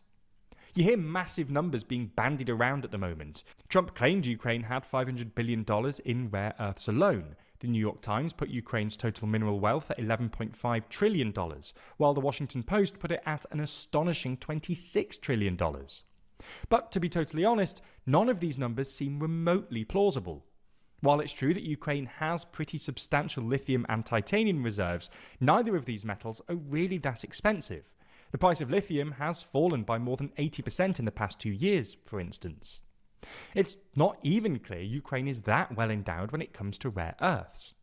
While the Ukrainian Geological Survey claims some rare earth deposits in Ukraine, the US Geological Survey doesn't list Ukraine as having any reserves of the 15 key rare earth elements. In fact, the former director of the Ukraine Geological Survey said recently that there has been no modern assessment of rare earth reserves in Ukraine, and estimates were based on old Soviet-era studies. This speaks to a more general truth about rare earths. Contrary to what the name suggests, So what happens if it's not there? So then Ukraine is just cooked for no reason? I mean, they're already cooked for no reason. Even if there are rare earth minerals there and they extract it, it's not like Ukraine is getting a piece of that.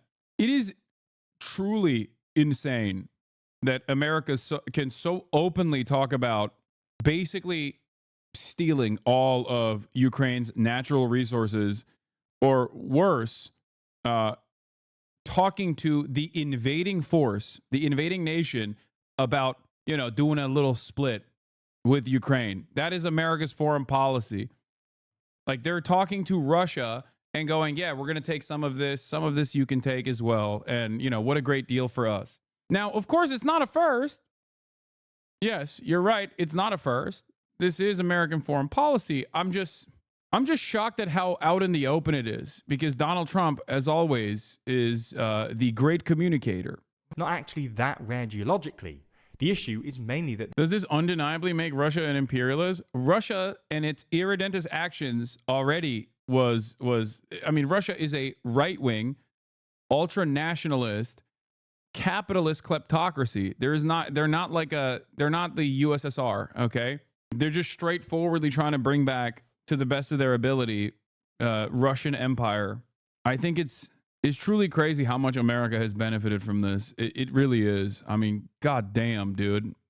And it is extra wild that Donald Trump is doing this out in the open. Like, no secrets at all. What is this? He's about to farm you? Who? Vladimir Poo? Asmongold is talking about you right now? Oh, nice. Another person who is going to have some fantastic political takes, I suspect. Their extraction is severely polluting, and their value is massively overhyped. According to Bloomberg's Javier Blas, the value of all the world's rare earth production at best rounds to $15 billion a year, a fraction of the value of annual global oil or copper output. To reach the $500 billion mooted by Trump, the US would need to secure 150 plus years of Ukrainian output. So, if Ukraine doesn't really have trillions of dollars of mineral wealth, what's Zelensky doing talking it up? Well, some Ukrainian officials have come out to say that Zelensky talked up Ukraine's mineral riches to curry favor with Trump, but also in an attempt to draw American companies and capital into Ukraine, which would give Trump an incentive to take Ukraine's security more seriously. Whether this strategy works or ends up with Ukraine turning into an American economic colony remains uncertain. Either way, this all demonstrates a transactional attitude towards alliances under Trump, which doesn't bode well for Ukraine. As this whole rare earth saga demonstrates, following along with the news is pretty difficult in the current landscape. We're increasingly being flooded by misleading content, algorithmic feeds that just back up our biases, and reductions in fact-checking efforts.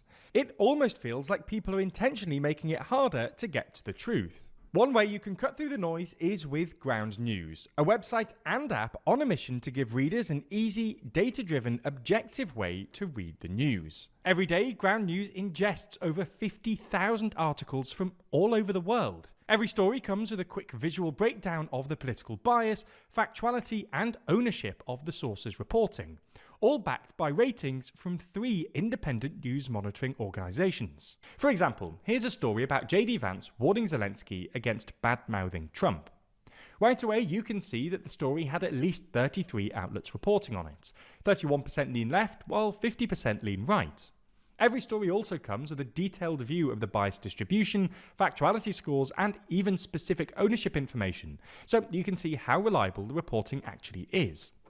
You can also swipe through some of the headlines to reveal that the left was more likely than the right to report Zelensky calling on Trump to be more truthful, and noting that Trump operates in a disinformation space. But my favourite part has to be their blind spot feed, which highlights stories that are being underreported on one side of the political spectrum or the other. This not only helps you redress your personal news bias by reading stories you might otherwise have missed, but also gives you a better perspective on how the media ecosystem is being manipulated. Anyway, let me see where our German friends are at, and then we'll talk about, is she okay? Yeah, I don't know. She been pooping diarrhea since yesterday, and I wasn't here, so I don't know what my brother allowed her to eat, basically, but it'll be all right. All right, we are now going to talk about the German elections, okay? And I have a German streamer who's also going to be talking to us about, who's going to give us some direct info. Hello. Hello, can you hear me? Yeah, I can hear you. Can you hear me? Yes, this is the German. You wanted the German. Now there's a German one here. What would you like for me to call you, by the way? Or how would you introduce yourself to my audience? Just call me Carl. It's okay. fine. All right, Carl. Hold on. Let me Boom. Let me turn this off. So All do you want a German accent or not? I I can give you the full German experience if you want to. I mean, I like that you're making it seem, you're implying that you don't have a German accent right now. I do, but I can make it much stronger. Okay. No, this is good. This is a good level of German, I think. Have you ever heard my German accent, Carl? No, yeah, I did. I like your Turkish one better, but the German one is not bad. When I say like, oh mein Gott, ich kann nicht glauben. Ich kann das nicht fassen. Nee, you got to work on your anger level, because if you want to imitate a German one, then you got to be much more angry. This was more like an Austrian accent. Ah, okay. The German one is like a much harder one, like, oh mein Gott, ich kann das nicht glauben. Oh mein Gott, ich kann nicht glauben. That's much better. More angry. Just imagine you hate foreigners, and there's a bunch of them in your country. And then that's the anger level you want to have. I mean, that's not very hard to imagine how people behave in that situation, considering that I have been a long time warner, I guess, not an advocate, but I've been warning about the fascist movement and mobilization happening in Europe and European countries, Germany included, for quite a while. And I think that there is a lot that is happening in the United States of America that ends up happening in Germany as well. Now, of course, I want to talk to you about that today, considering that there was obviously a German election that took place, and Germany's conservatives celebrated the election as the far right was carved out of the governing coalition, even though they had major victories. And I want to talk about that. I want to talk about Die Linke, but if you don't mind, let's get started on the parties in general. Like, what are some of the German parties? How does that look? And also, maybe we can do like a briefer on every individual party and the election results as well. Yeah, so it's a bit more complicated in Germany than it is in America. In America, you got two neoliberal parties, and in Germany we got like 20 of them. So we got a lot more neoliberal parties to choose from.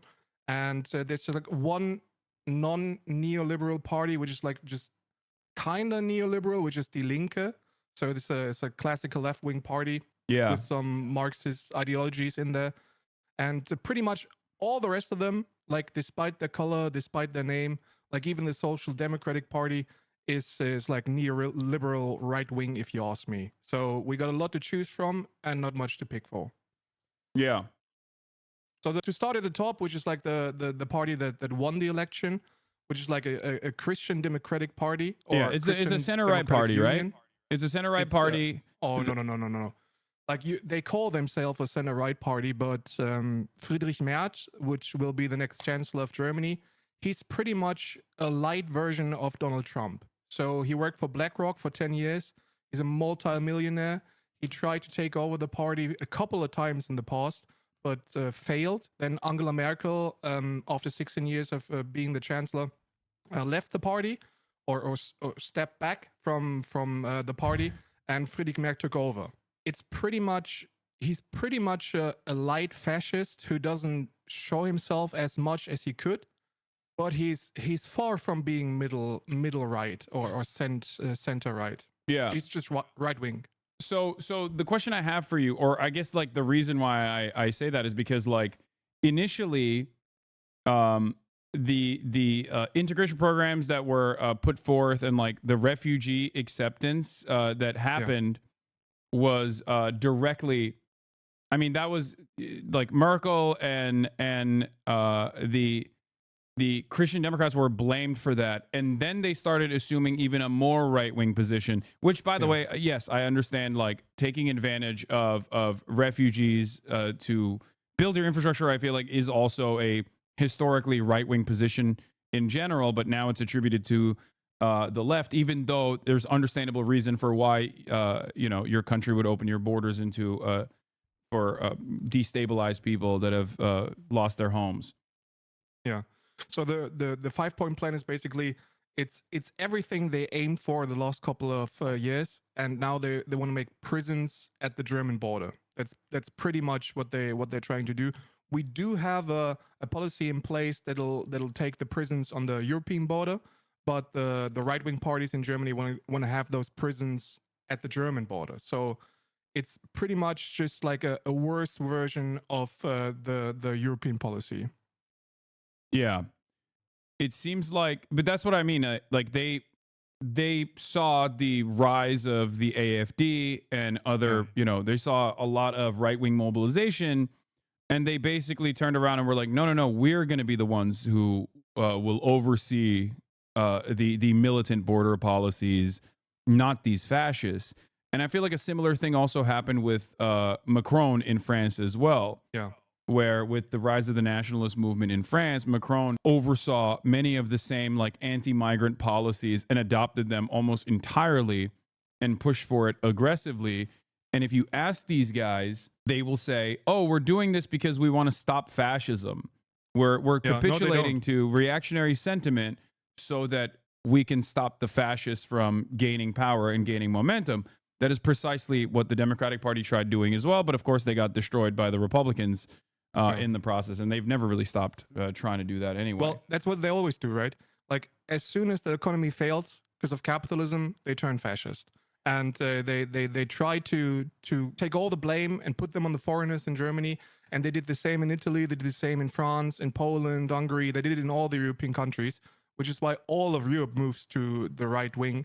And now, even the Green Party, which is like one of the more left-wing parties, you could say. It's like they're neoliberal, but they're also like left-wing, like at least they were in the last couple of years, and they turned straight to the right-wing policies against foreigners, and pretty much like they're in line with the AfD, which is what's happening right now. So we got a couple of parties, like 5 of them, who are just in line with AfD. They do the same policies. They're pretty much the same, except for being not as much anti-Europe as the AfD is. So the AfD wants like a German currency. They want the Deutsche Mark back, which is like catastrophic, which is like the only thing that the AfD does that the other parties don't do. So in Germany, we're pretty much, as a left-winger in Germany, you're pretty much fucked at best. Oh, no, I know. Right? Oh, I see it. And I think like the Israel stuff, I think perfectly demonstrated that like in terms of German politics and the widespread adoption of like very far right sentiment on this issue. But the thing that is always shocking to me is when the German government, for example, will undermine the ICC, or when the German government will, when anyone in the, when any German politician says like, oh, fuck the European Union, like the European Union is geared by Germany. If Germany falls, then the EU is gone. There's no more EU. Like it's the economic engine. And the same with ICC. Saying, like, sorry, go ahead. European politics is German politics. That's what they say in Germany. Like it's not in Brussels. It's in Paris and France. That's pretty much it. And as you said with all of the Palestinian and Israel stuff, like if I'd be in Germany. Like I live in Ireland, but if I'd be in Germany, I'd be in jail. Like pretty much, that's just straight up it. Like we like the left movement in Germany is just as pro-Israel as like the American right-wing movement. Like as a pro-Palestinian left-winger, you're pretty much just fucked all over the place. I mean, I got a tattoo on my arm that says Palestinia.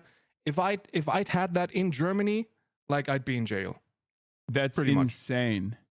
I mean, I've seen it though. I've seen it. They're fairly actively going after any kind of like mobilization that criticizes Israel, and even from what I understand, Die Linke is what we're going to be talking about today. Obviously, they gained a lot in this election, and there's some celebration that's worthy here. I think, especially as an American, it's like ridiculous for me to criticize any other country's politics in this way, because like Die Linke, even if I don't fully align with their worldview, it's like closer to me than the modern Democratic Party is. That's for sure. So in that regard, I think there's some celebration that must be had here. Having said that, you can't have a conversation about Die Linke's massive gains without thinking about the shadow cast by the AfD's unimaginable gains in such a short period of time, becoming the second largest bloc. Now, of course, they're going to be, and you can describe this a little bit better for my audience, I hope. There's going to be some, they are not going to be a part of the governing coalition. The AFD is not going to be a part of the governing coalition. So even though they are effectively the second largest party, they're still completely shut out from the government. So, so that's, you know, that's praiseworthy, I guess, or that's the reason why the right wing is celebrating in Germany. No, yes and no, because they're being used as a tool by the Christian Democratic Union. So basically, you have to understand that for whatever reason, although we're turning back to being Nazis, like we have a problem with being called a Nazi. So the policies are the same and the thinking is the same. We're as much racist as we were in the 40s, but we have a big problem with being called racist and Nazis. And so we try to do right-wing policies and politics, but without being called Nazis. So the Christian Democratic Union is using the AfD as a tool. Pretty much they're saying we have to work with the SPD, and if you're not doing as we please, then we're going to work together with AfD. That's what they're doing. They try. Usually we have 4 years of a government working together, and the Christian Democratic Union already says we're doing this for 1 year. So we're just restricting the time for 1 year, and we see how it goes. And if you're not doing what we want to, we work with the Nazis. This is what's happening. So they got big power. They got a huge momentum, and as a left winger in Germany, pretty much our job is to use the people that are beginning to think as a left winger, which are not many, but at least a couple of them. So let's talk about the previous coalition. There was a three-party coalition that existed, and it was always from what I understand, it always was seemingly struggling. And now CDU in this instance is able to gain more momentum. Can you talk about the previous coalition and the FDP? They weren't struggling. Like, that's what they're saying, and people are excusing for them being struggling. But the government didn't struggle, and also the coalition didn't struggle, but the world was struggling. So we had Corona, and we had the Ukraine war, and this was pretty much a major factor for our economy. And that's the reason why the government didn't do as well as they could have done without all those crises. And they did more, I think they did 70% of what they promised to do, which is more than any other government in the history of Germany did. So they pretty much did a great job, although they didn't do what I wanted them to do, but that's a whole nother level. But they did as they promised, and they did a lot better than any other German government in the past. But the right-wing movement, so Christian Democratic Union and AfD, they took all the economic crisis and said, well, that's because of the government. And people took the pill. So what are you going to do? Yeah. I mean, for Western liberal capitalist countries, this was obviously the incumbent disadvantage election globally. And that's the reason why, it was partially the reason why even the Tories lost in the UK. So whoever was in charge that oversaw the cost of living crisis was basically left with all of the blame. And I think that the right wing obviously took advantage of that. Having said that, I think that their solutions ultimately are not going to solve any of the problems that exist and only make things worse overall. Yeah. Well, and there's another factor that you have to take into consideration, because the FDP was basically just openly sabotaging the government the last 3 years. So they said it. So usually the government works for 4 years. This time there were new elections after just 3 years, because the FDP was basically just sabotaging the government, and they had no chance but to do re-elections, right? So yeah. Well, at least they're not in the government as of now, so they didn't get enough votes, which is good. But this was a major factor for the last government not being as successful as they could have been. So the way this works is, if you don't get 50% majority, if no singular party reaches 50% majority, then they have to set up a coalition, right? Yeah. And it seems like the Christian Democrats are going to set up a coalition with the SPD once again, as they have in the past. Therefore, I mean, that I suspect is what's going to take place, right? That's the it's not as much about percentages as it is about seats. So you need a couple of seats, like I think it's 316 as of now that you need to form a government. So or 306, I don't know. But at this place we're gonna get the Christian Democratic Union and SPD government, which is basically a given. Yeah, 316 seats, 316 seats total. Yeah. Right. So that is a given. Yeah. What do you? I mean, what have they signaled that these two parties are going to do? Because like SPD, can you describe to my American audience like what SPD is and how they present themselves versus like what their current alignment is, what their current ideological alignment is? I think in Germany they call them the socialists. So, but in Germany, like in America, everything that is like just slightly left wing is a socialist. So they're far from being socialists. Like they're like a neoliberal, just centric party that does everything they have to do to stay in power, to take the power, and they're doing nothing that could be considered left wing for 20 to 25 years. So they destroyed the social state. They present themselves as a labor party, which is kind of the whole identity of being like a labor party, just like doing the stuff that the others wouldn't do, being like a classical Marxist left-wing party.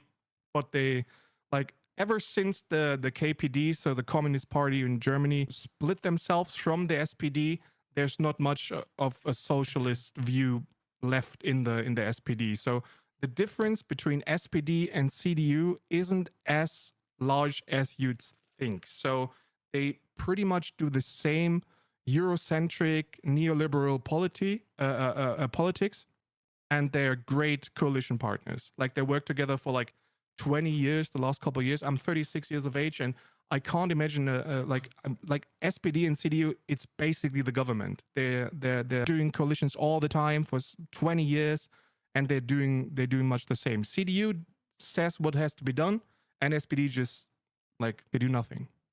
So let me ask you something, Carl. There are a lot of, I would say, German liberals who are frustrated with your commentary, and it's something that I'm very familiar with. Liberals being frustrated with your commentary. I'm used to that, yeah. What is their assessment? And I asked chat this as well. What is your assessment, chat? The German liberals specifically, like what is your problem with what Carl has said so far? Because it seems like maybe, I mean, I've seen a lot of people that support the Greens saying that the Greens are actually leftists. Yeah. I've seen a lot of people chime in and say the SPD is not neoliberal, but I mean, which is crazy, but okay. It seems like, from what my assessment, and this is reductive, but I saw basically the Christian Democrats and SPD and even the Greens as like numerous different parts of the Democratic Party, even the FDP, as a matter of fact, very similar to the American Democratic Party, but they just all have like different facets of the American Democratic Party, because we have our crazy neoliberals who like immediately want to implement free market principles on the one hand. We have our obviously relatively socially conservative right-wing Democrats out there, the Blue Dog Democrats, and the Problem Solvers Caucus here in America. So like, I think all of these parties that I have basically pointed to make up different parts of the Democratic Party, and I would even go so far as to say Die Linke as well would make up like the super progressive wing of the Democratic Party, like the AOCs and the Bernie Sanders of the Dems as well. I wouldn't say so, because I heard a great thinker in Germany who says if you take all the policies that Die Linke tries to implement and you just implement 50% of them, that's the end of capitalism. Like, and it's pretty much just the truth. So they have some great Marxist thinkers in the lead as of now for the last couple of months, and they're doing great work. So I'd say if you want to vote for a left-wing party, then you have to vote for Die Linke. The only reason like the communists in Germany and also those like ultra left-wing people in Germany are much of fan of Die Linke is because they're against parliamentarism itself, against the democracy as it is, and because of their statements or missing statements about the genocide in Israel and Palestine. So that's the only two reasons that I can think of that people aren't happy with Die Linke. But besides that, they're doing great work. And all those other parties, they're pretty much neoliberal. So none of them is socialist. None of them, like, some are like more progressive than the others when it comes to society. So SPD and Grüne and FDP, they're all for like homosexual rights and trans rights and stuff like that, but not as much as Die Linke. So even when it comes to the society, the Die Linke is much more progressive than all those other parties. And when it comes to like economics, like all of them are pretty much doing the same work. Like all of them are neoliberal. Okay, so Die Linke, from what I understand, has both, you know, some pro-Palestinian sentiment that they've expressed, but also not enough, and a lot of people that you know, a lot of people are complaining in the chat that they've like actively worked against some of the pro-Palestinians in their ranks as well. They did. They threw out a couple of activists out of the party because like I don't understand Germans when it comes to Palestinian anyway. So like it's hard for me to talk about it. Like a friend of mine, Abdul Shahin, who's like a Palestinian, he said the time when I listen to white people about Palestine is over. Like I don't listen to them anymore. Like don't talk to me about the topic. You have no idea whatsoever, and you'll never have. So just shut the fuck up and like let's keep going, right? And this is pretty much my view on the whole like Palestinian. Like Friedrich Merz, the first thing he did was invite Benjamin Netanyahu. Yeah, that's pretty insane. It pretty much tells the story, right? So that tells a really scary story, because the ICC, much like many European institutions, is almost entirely protected by Germany. And if it wasn't for Germany, then like the ICC is a completely toothless institution. One could say that it already is, unless they're, you know, unless they're going after warlords in Africa, or as Lindsey Graham once famously said, thugs like Putin. With the exception of those territories that the ICC covers, like Germany is supposed to be the protective party over the ICC. So when Germany invites Netanyahu, that is directly undermining the ICC's power. It's saying that the ICC is over. There is nothing. Yeah, it's anarchy. Like Putin is there's objectively no bad, though. Come on. Yes, I know. I'm just simply stating that so is Benjamin Netanyahu. It would be ridiculous if he said Putin can come to Germany, okay, without fear of repercussions. Everyone would understandably get mad at him. But when he says Benjamin Netanyahu can violate the ICC arrest warrant and come to Germany without any fears, this is not seen as like a direct shot at the remaining power and influence that this International Criminal Court has. Yeah, it's just a kick in the balls for the ICC as a whole. Like Germany was that one European country that took the ICC and put it about everything else. And historically, it's a pretty bad hit for the ICC in general, because it says you can do whatever the fuck you want to as long as you're in line with America. That's pretty much what that says. And we have no party except for Die Linke who stood up and said, no, that's not going to happen. Because Jan van Aken, who's like the head of Die Linke, or one of the two heads of Die Linke, he says like he's going to go to jail if he tries. Yeah, this is completely unacceptable. Like I don't think people understand how serious this is. Like this is why I kept repeating over and over again, and many Germans in my chat and many Europeans in my chat get mad at me, but like every country is now becoming Viktor Orban. A lot of the Western European nations made fun of Viktor Orban for understandable reasons for the longest time. And now slowly but surely they are moving in the Viktor Orban direction. Maybe they're not linking up with Vladimir Putin directly, but these kinds of actions are also beneficial for Putin as well. When you undermine the ICC's authority, you're basically saying, yeah, there is no international justice. There is no international court. There is no international law, because Germany is the protectorate of the ICC. The entire like post-World War II, whether you want to say it's like an aesthetic development or not, the entire rebuilding of the nation revolves around like holding on to these values, right? Well, Germany is Europe.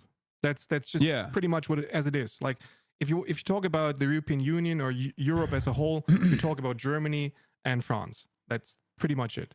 So if you underline the ICC and you do not arrest Benjamin Netanyahu, all your words from the past have no meaning whatsoever. Because like Viktor Orban, he invited Putin, and we did it. Well, like we exploded. Like German media exploded. We're like, you can't do that. That's like an ICC warrant, and you can't talk to him. You can't invite him to your country. Now we're pretty much doing basically the same with Netanyahu, and no one says anything, which is crazy to me, but go deal with it. That's Germany. So let's talk about Die Linke's victory, specifically reaching 9% almost with 4.3 million votes. They got 64 seats.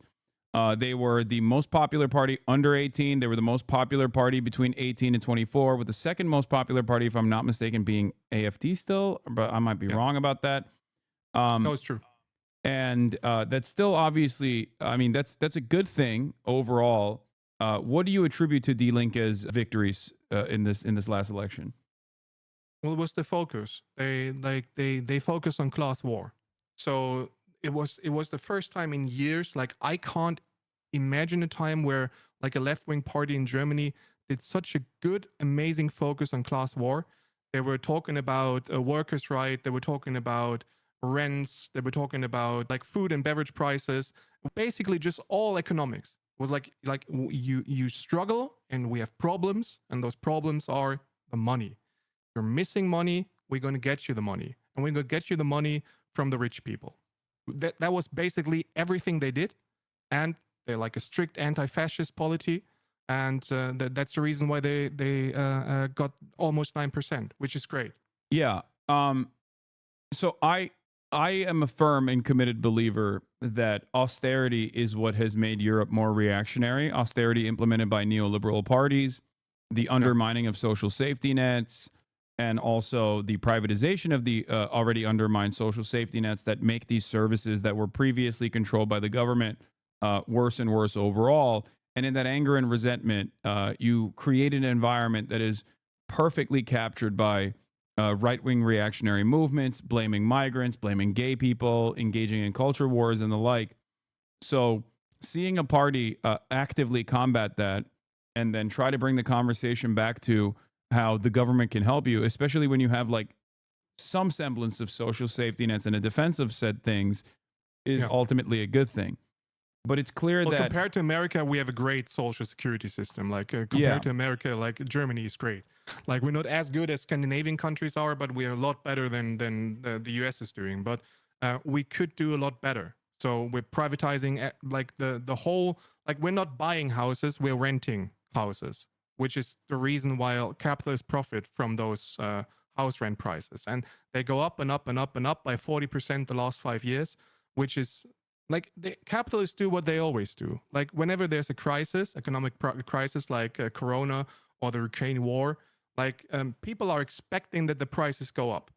So, and as they were expecting that the prices go up, like the capitalists took the prices and just skyrocketed them to the max. So they did maximum profits over the last couple of years, and everyone's blaming it on the foreigners, which is kind of crazy because like there's a German politician who's Gregor Gysi, who says like a couple of years ago, 10 years ago, there weren't as many foreigners in Germany as there are now, and the rent prices were up as well, and you didn't have just €1 more in your pocket.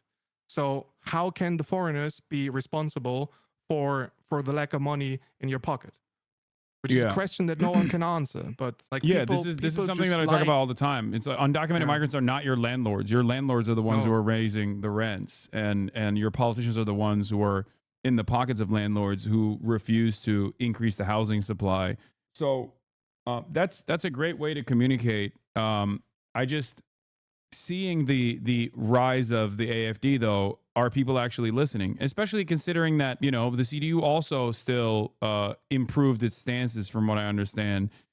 Improved its standing, from what I understand. So you got gains on the CDU side, and you got major gains on AfD. What does that say about German politics, the state of German politics right now?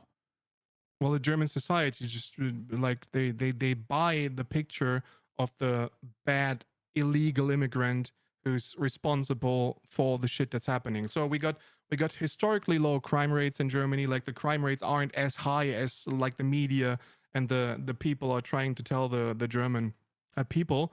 And we're just trying to build the feeling of you have to be afraid, and you have to be afraid of the foreigner, because the illegal immigrant is the source of all our problems.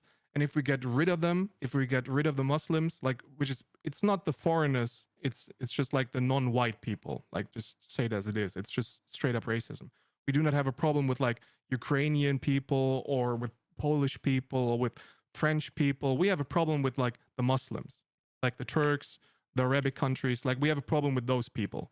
So if you come to Germany and you're not white, you have a problem at the moment, because people are buying that you're responsible for pretty much every problem that is in Germany right now. So whether it being the crime rates, whether it being like economic crisis, whether it being like, just pretty much imagine any problem, and the answer from CDU and AfD and PD and the Green Party is, well, it's illegal immigrants. So I think 70% of the people who voted yesterday, the most important topic for them was illegal immigrants.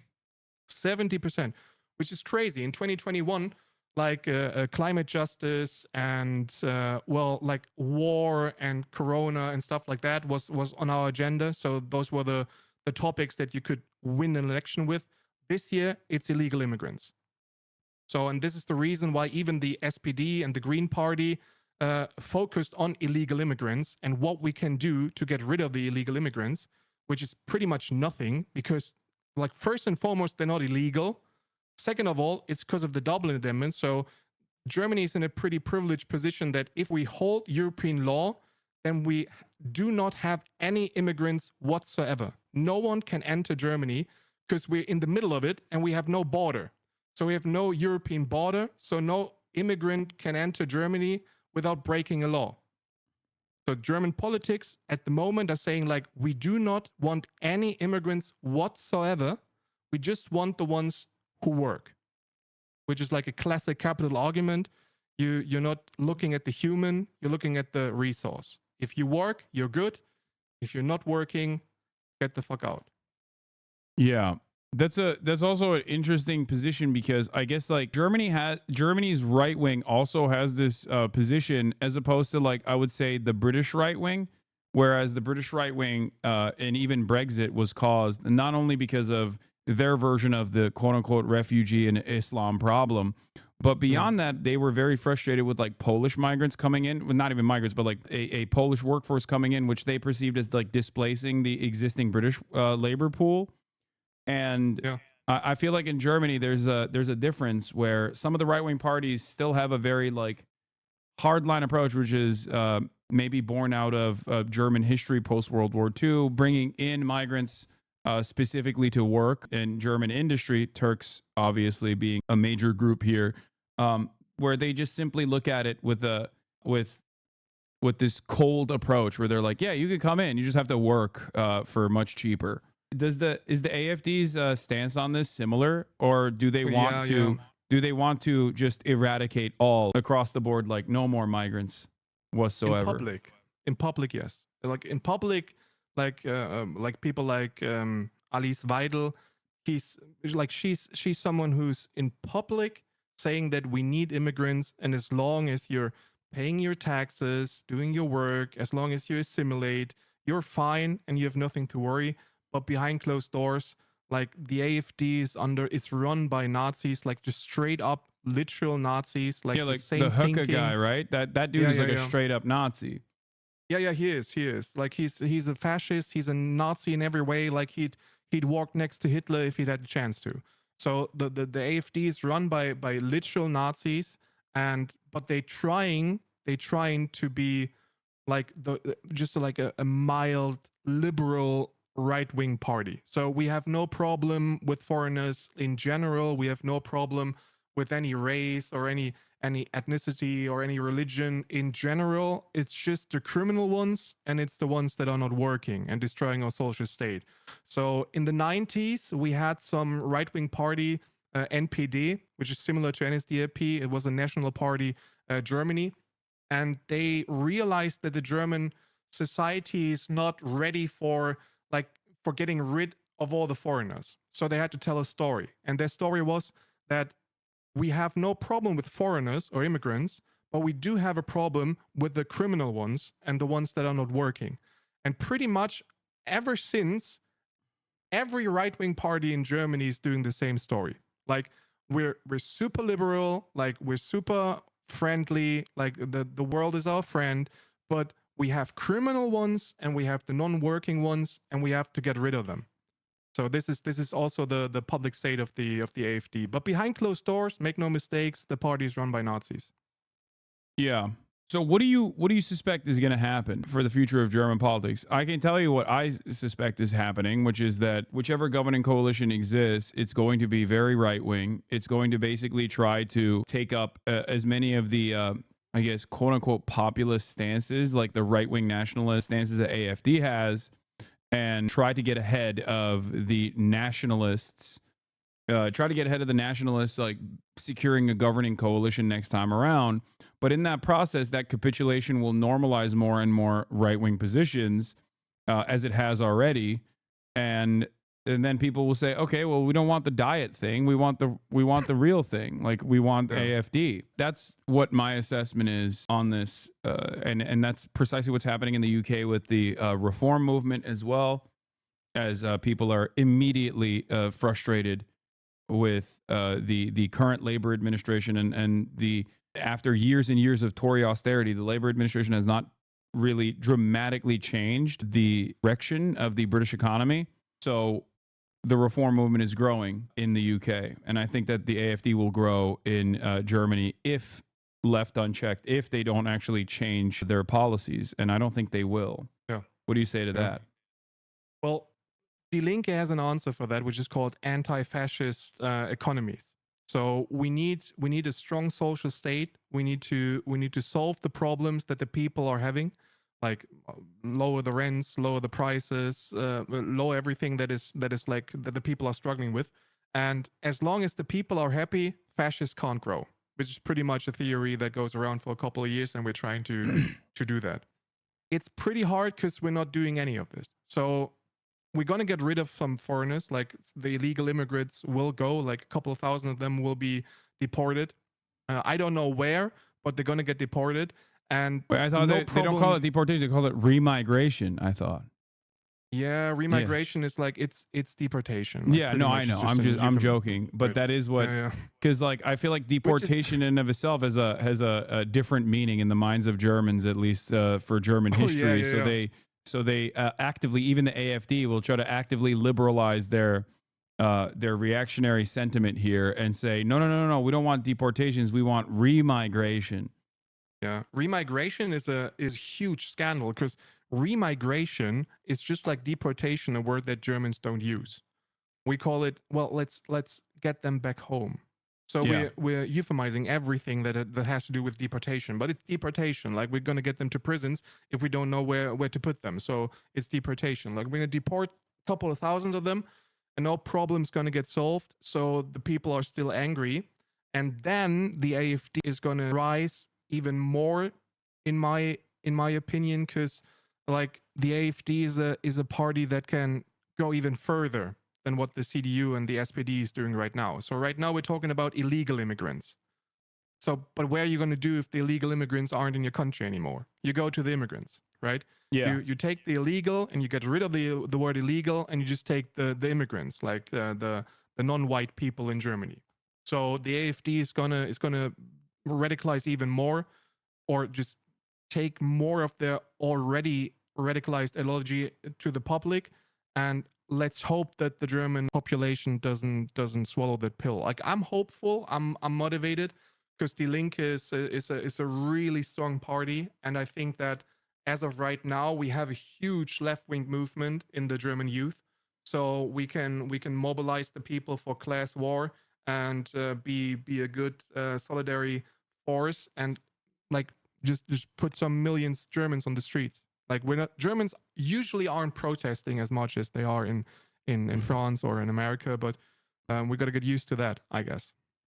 So, what do you say to people that claim that Die Linke's advancements simply were to take away from SPD and Grüne's? You know, they just basically took some of the SPD and Green Party voters, and that it's ultimately marginal. And then the other question that I have for you also is why the AfD is so popular in Eastern Germany, because a lot of Americans don't understand the difference and think that it is because, you know, that's where all the migrants are, that's where all the migrant crime is or whatever. But I think that they don't understand what the full picture is. No. So first question, yes, that's true. Like 600,000 voters just directly voted Die Linke instead of Grüne. So with like obviously they take voters from SPD and the Green Party, but I think it's a good thing because SPD and the Green Party aren't left-winged. So, and Die Linke is. So if you're a left-winger, you got to vote for a left party if you're voting. Yeah. So having a strong left-wing party in the parliament is pretty important, and standing up for what you believe in is also very important if you believe in democracy and parliamentism. So if you vote as a left-wing in Germany, you can't vote tactical for the SPD or the Green Party because you're basically going to get the same politics that you're going to get with the CDU. So CDU with SPD, there's no difference from CDU and the Green Party. It would have been the same. And why are there like more right-wing people in Eastern Germany? Because Eastern Germany's economies are even more fucked than in Western Germany. Yeah, like in the 90s, West Germany, like when the Soviet Union fell and the DDR, when the DDR was being like took over by Western Germany, like from that point on, West Germany fucked Eastern Germany whenever they had the chance to. Like we privatized everything. Like there are a lot of people that are unemployed. Like they lost their houses, they lost their money, they lost their properties, they lost their working place, they lost everything. And Western Germany privatized whatever they wanted to. So whatever, like whenever there's a crisis, the crisis hits Eastern Germany even harder than West Germany. Yeah. Which is the reason why the people in Eastern Germany are much more radicalized, like 30% AfD and 15% Die Linke. Yeah. And also, one note here, but yes, Americans don't understand this, but like there are more, I guess, quote unquote, foreigners in Western Germany than there are in the Eastern Germany territories that the AfD actually dominated. And a similar thing actually happens in America as well. So many rural areas that are not diverse at all make these anti-diversity picks, these anti-diversity initiatives. They get swept away by that, thinking that, you know, black and brown people are coming in and changing their culture or taking their jobs, stealing their jobs, when in fact it's quite literally not the case. And more diverse environments with actual, like places where there are actually undocumented immigrants, for example, in higher numbers, are oftentimes Democratic Party strongholds in general. Obviously, like wherever there's a university in Eastern Germany, like people are voting left-winged. So when there's people around and the cities diverse, then they're not voting AfD. Like it's pretty much the same all around the country. Like if a white person meets a non-white person and realize, well, he's not as bad as I thought, then like things change for the better. But Eastern Germany has like, I think between 2 and 7% foreigners, whereas in Western Germany it's like 35%, even 40 in some cities. Yeah. Okay. Well, thank you so much for coming on, Carl. Is there anything we missed that you want to say before I let you go? No, it's not like German politics aren't as different from the American ones. It's just like we have more parties doing the same thing. Yeah. Like in America, you got 2 parties basically doing the same thing. In Germany, we have like 6 of them, or 20. So it's all around the world. It's the same. Yeah, that's what I try to describe to people. I mean, I come from a background in Turkish politics where like I understand what it's like when you have a multi-party parliamentary structure, which, I mean, Turkey's now a presidential system. There's a constitutional reform that took place, but, you know, the alignment still basically falls into the 2 different camps. And oftentimes there's still a uniparty understanding. At least in America, there's a lot of uniparty when it comes to deregulation. It's mostly in the margins, those differences. Like the Democrats will deregulate marginally less than the Republicans. But ultimately, when it comes to foreign policy, it's completely uniparty as well. Having said that, in the European parliamentary structures, the coalitions that they build basically create the same exact outcome. Yeah. It's neoliberalism. Like everywhere you look, it's the same in America as it is in Europe, and especially in Germany. Like we profit from capitalism all around the place, and we turn to fascism whenever there's a crisis. So that's the same. Like it's happening to you in America, and it must be very hard to be a left wing in America at the moment. So stay strong to my comrades in America. Just stay strong, and I don't know. Like I really don't know what to do against Trump, because he's like pretty much doing the German playbook as of right now. Yeah. Oh, you mean the old German playbook? The old German playbook. No, exactly. The liberal one, but he's doing the old German one. Oh, yeah. It's funny. Like you say, history repeats itself, but I could not think that it would repeat itself in America, but it is. Oh yeah, no, it is. Unfortunately. And it took less than 100 years for us to just like snap back, because I guess capitalism is inevitably going to yield crisis, and in that crisis, fascists will obviously create a semblance of stability, and in that circumstance, capitalists have a decision to make: where do they still want to maintain the same old hierarchies, even if it's done with the steel grip of fascists? Will they be able to restore order that way, as long as they retain the same hierarchies? Or will they join the right side of history and maybe actively fight against it? But I do think that one thing is clear, and that is that neoliberalism is on its last leg in general, born out of all of its victories in the post-Cold War era, in my opinion. Yeah. Well, if we're not solving the problem, then the climate is going to solve the problem, right? Which is pretty much it's going to wipe us all out. Left. Yeah, or nuclear war. Who knows? Who knows? It's going to be good times in the future. Good times in the future. Well, last words: stay strong to my comrades in America. Just never give up. Never take a step back from fascism. Like as a German, I know what you're going through at the moment. Although not in person, but my ancestors did. It's a pretty rough time, but rough times always we're gonna come through. Like you're gonna come through. Let's hope Germany's not taking the same path. All right. Thanks a lot, Carl. Take care, Have a good one. Bye. All right, ladies and gentlemen, that was our German counterpart, German leftist streamer Dick Carl Dent, and you can find his information here as well. I'm going to continue talking about the German elections, but we're going to take a step back and cover it from a historical approach. The approach is coming from Bestie Marks, friend of the show. Bestie Marks made a YouTube video tracing AfD's history back to Nazi Germany and how similar their policies were. We're gonna start off with this one. The video is called "The AfD's Nazi Connections Run Deeper Than You Think." 23-minute from Bestie Marks, and why it's so scary that the AfD actually gained a lot of seats and a lot of momentum in German politics. Fight! I gotta pee. The far-right AfD is surging. 1 in 5 Germans would now vote for them. Yet, while many insist the AfD are not Nazis, a more unsettling reality lurks just beneath the surface. The party thrives on the normalization of far-right ideology. And here's the real question.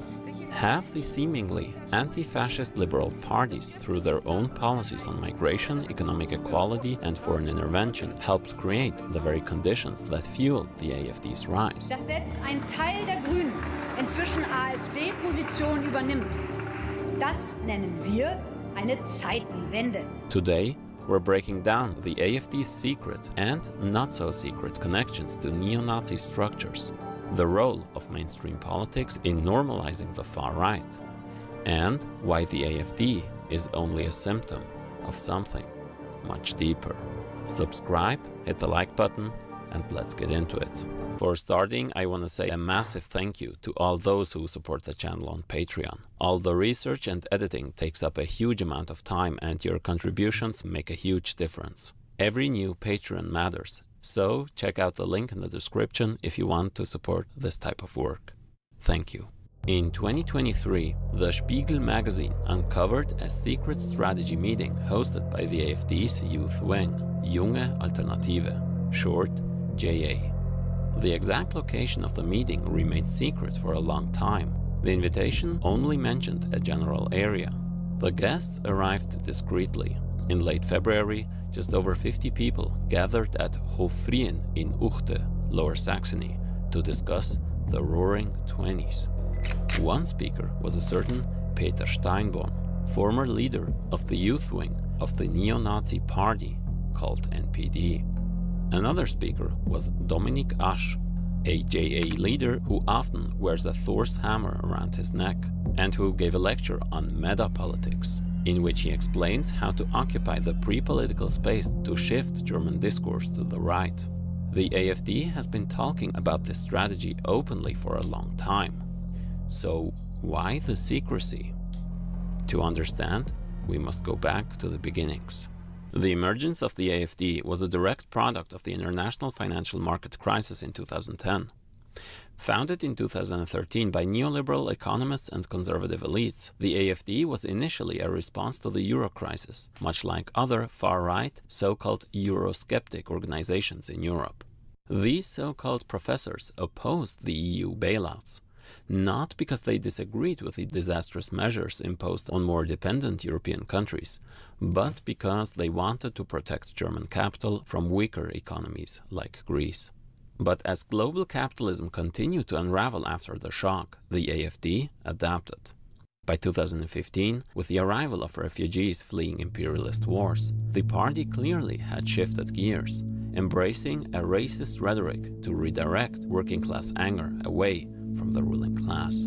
It achieved quick success. The media and sections of the German bourgeoisie tolerated this shift, using the AfD to push politics further to the right.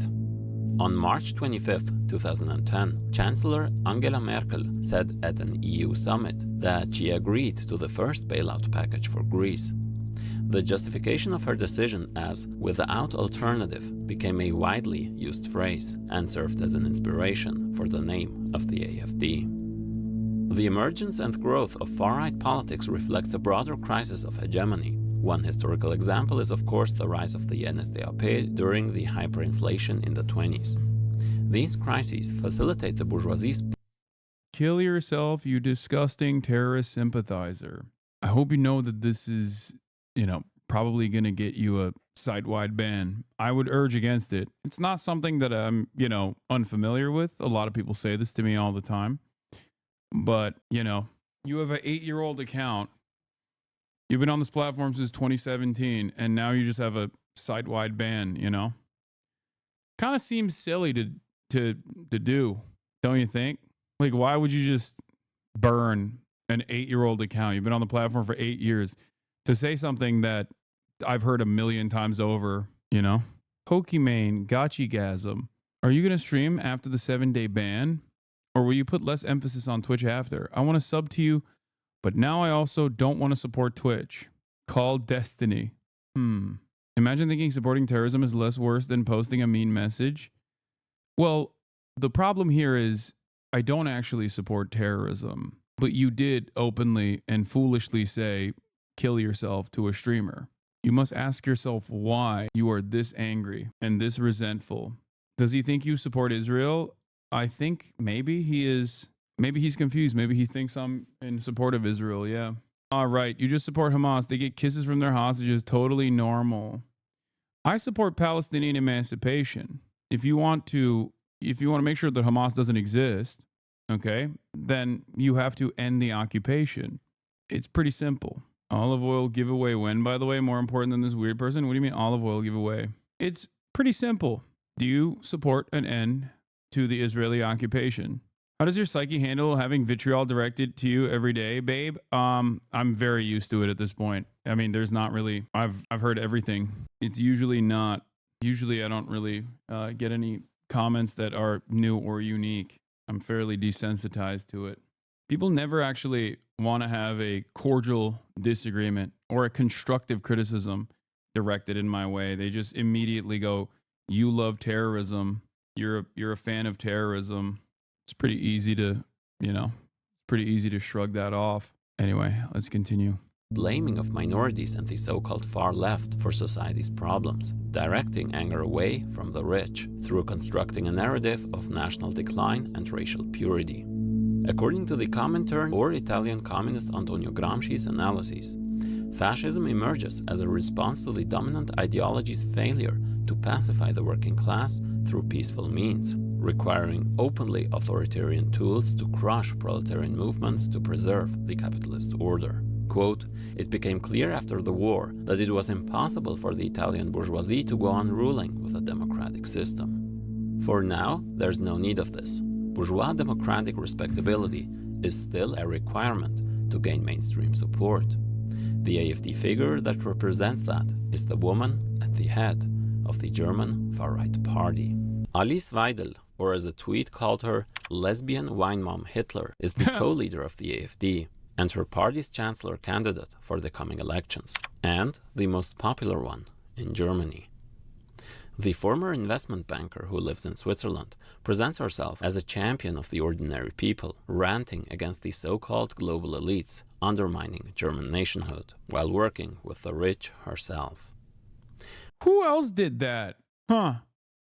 In important periods, important time frames in German history, who else did an identical thing?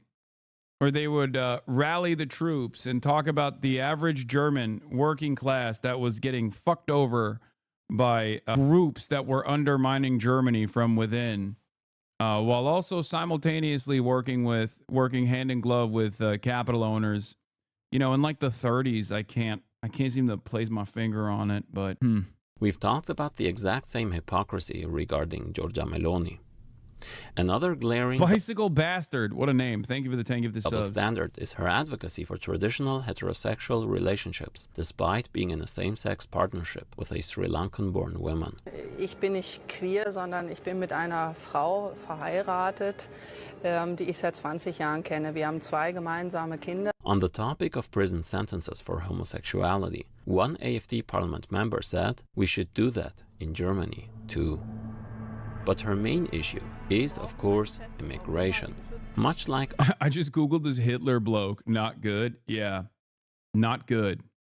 Other far-right racists, she described multiculturalism as a failed concept and warned of the Islamization of Germany, spreading replacement theory conspiracies, calling for a return to a Germany for Germans, dreaming of a fortress Europa.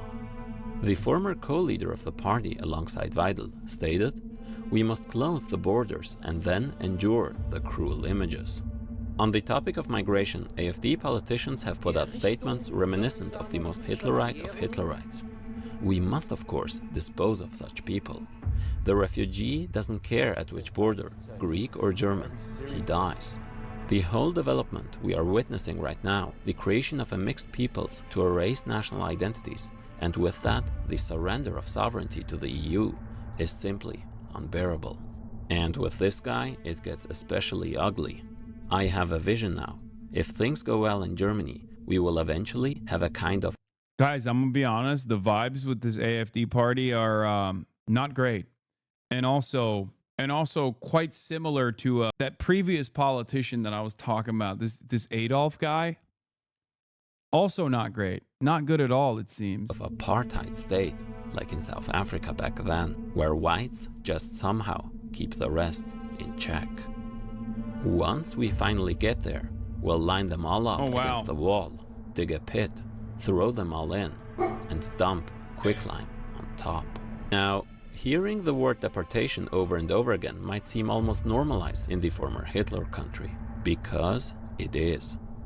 would you force them back to Syria? Deportation ist ein Begriff, den wir überhaupt nicht verwenden. Das ist ein Nazi-Begriff und Zwangsdeportation gibt es für uns überhaupt nicht. Zum Schluss auch mit Abschiebung, natürlich. Das ist Teil des deutschen Rechtssystems, auch des europäischen Rechtssystems. Rückführung, Abschiebung. Abschiebung ist der fachliche Begriff bei der Polizei. You don't like the word deportation because of its historical connotations, but whatever you call it, that's the reality for these people, isn't it? Wenn Sie das Deportation nennen, hat das einen völlig falschen Zungenschlag. Das wollen wir nicht. People forget that before the systemic mass extermination of Jewish people, the Nazis called for deportations to create a physically cleansed Germany, free of Jews, for instance, by deporting Jews out of their homes into ghettos and to drive them into Soviet territory. Although, needless to say, supporting genocide is also still normal for ruling German parties. Today, virtually all the major parties are in favor of deportations. According to liberal logic, if the center-left parties didn't argue for it, they would lose voters to the far right. So to them, stopping the far right means becoming the far right themselves. But also, they serve to create scapegoats such as migrants, anti-Semitic Muslims, and so-called cultural elites to direct anger away from those in power. The Greens and the SPD, despite their progressive anti-fascist branding, frame migration as a security issue, thus contributing to the dehumanization of migrants and reinforcing the narrative that they are a threat to social cohesion. This rhetoric not only legitimizes the AfD's xenophobic agenda, but also undermines solidarity among the working class, dividing it along ethnic lines. But, much like Italy's Giorgia Meloni, Alice Weidel is still the quote-unquote polished bourgeois democratic face of the AfD. So much so that neo-Nazis online call her a puppet and a traitor, especially after she said that Hitler was a communist. Back then, during the Third Reich, the National Socialists, as the word says, they were socialists. Adolf Hitler considered... So. Yeah. Incredible, by the way. Incredible for any German to say this. It's like directly your history. Okay? Yeah, Americans say this all the time, but Americans are stupid. It's very cool that Germans can be just as stupid as Americans. I love that. Actually. Fantastic. Look her up. Her grandfather was a Nazi judge. Yeah. That's why she knows better. She's like, yeah, my grandfather, who was a Nazi, was a big socialist, loved socialism. They loved socialists so much they killed them, even within their ranks, and said socialism was a Jewish invention to undermine the superior German race. You know, classic socialist stuff. Nationalized industries like crazy. Yes, absolutely. He was a communist. They did not do that. And he considered himself as a socialist. What they'd like to see is another prominent AfD leader at the top. One who before Weidel became known internationally was the most famous AfD figure. And that man is waiting in the wings. Björn Höcke is a leading figure of the AfD and head of the party in Thüringen. Influenced by his anti-communist father, he began to work as a teacher after studying sports and history.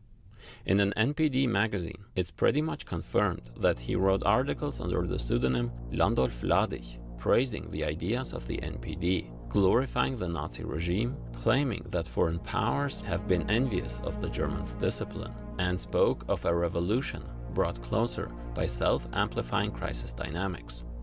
The identitarian system opposition must take the lead in this revolution to introduce the organic market economy based on racial biology. The publisher of the magazine is a close friend of Höcke, one certain Thorsten Heise, a current leader of the NPD and one of the most influential German far-right ideologues. The convicted neo-Nazi has organized skinhead concerts and Nazi gatherings. Following the Holocaust denier David Irving, Höcke stated in a letter that the air raids on Dresden in 1945 were a violation of international law, quote, "Never before in world history, and never afterward, were so many people moved from life to death in such a short time." Höcke had to promise his school administration that he would never again publicly express such views as a teacher. In 2010, at the commemoration of the Dresden bombings, he demonstrated alongside neo-Nazis.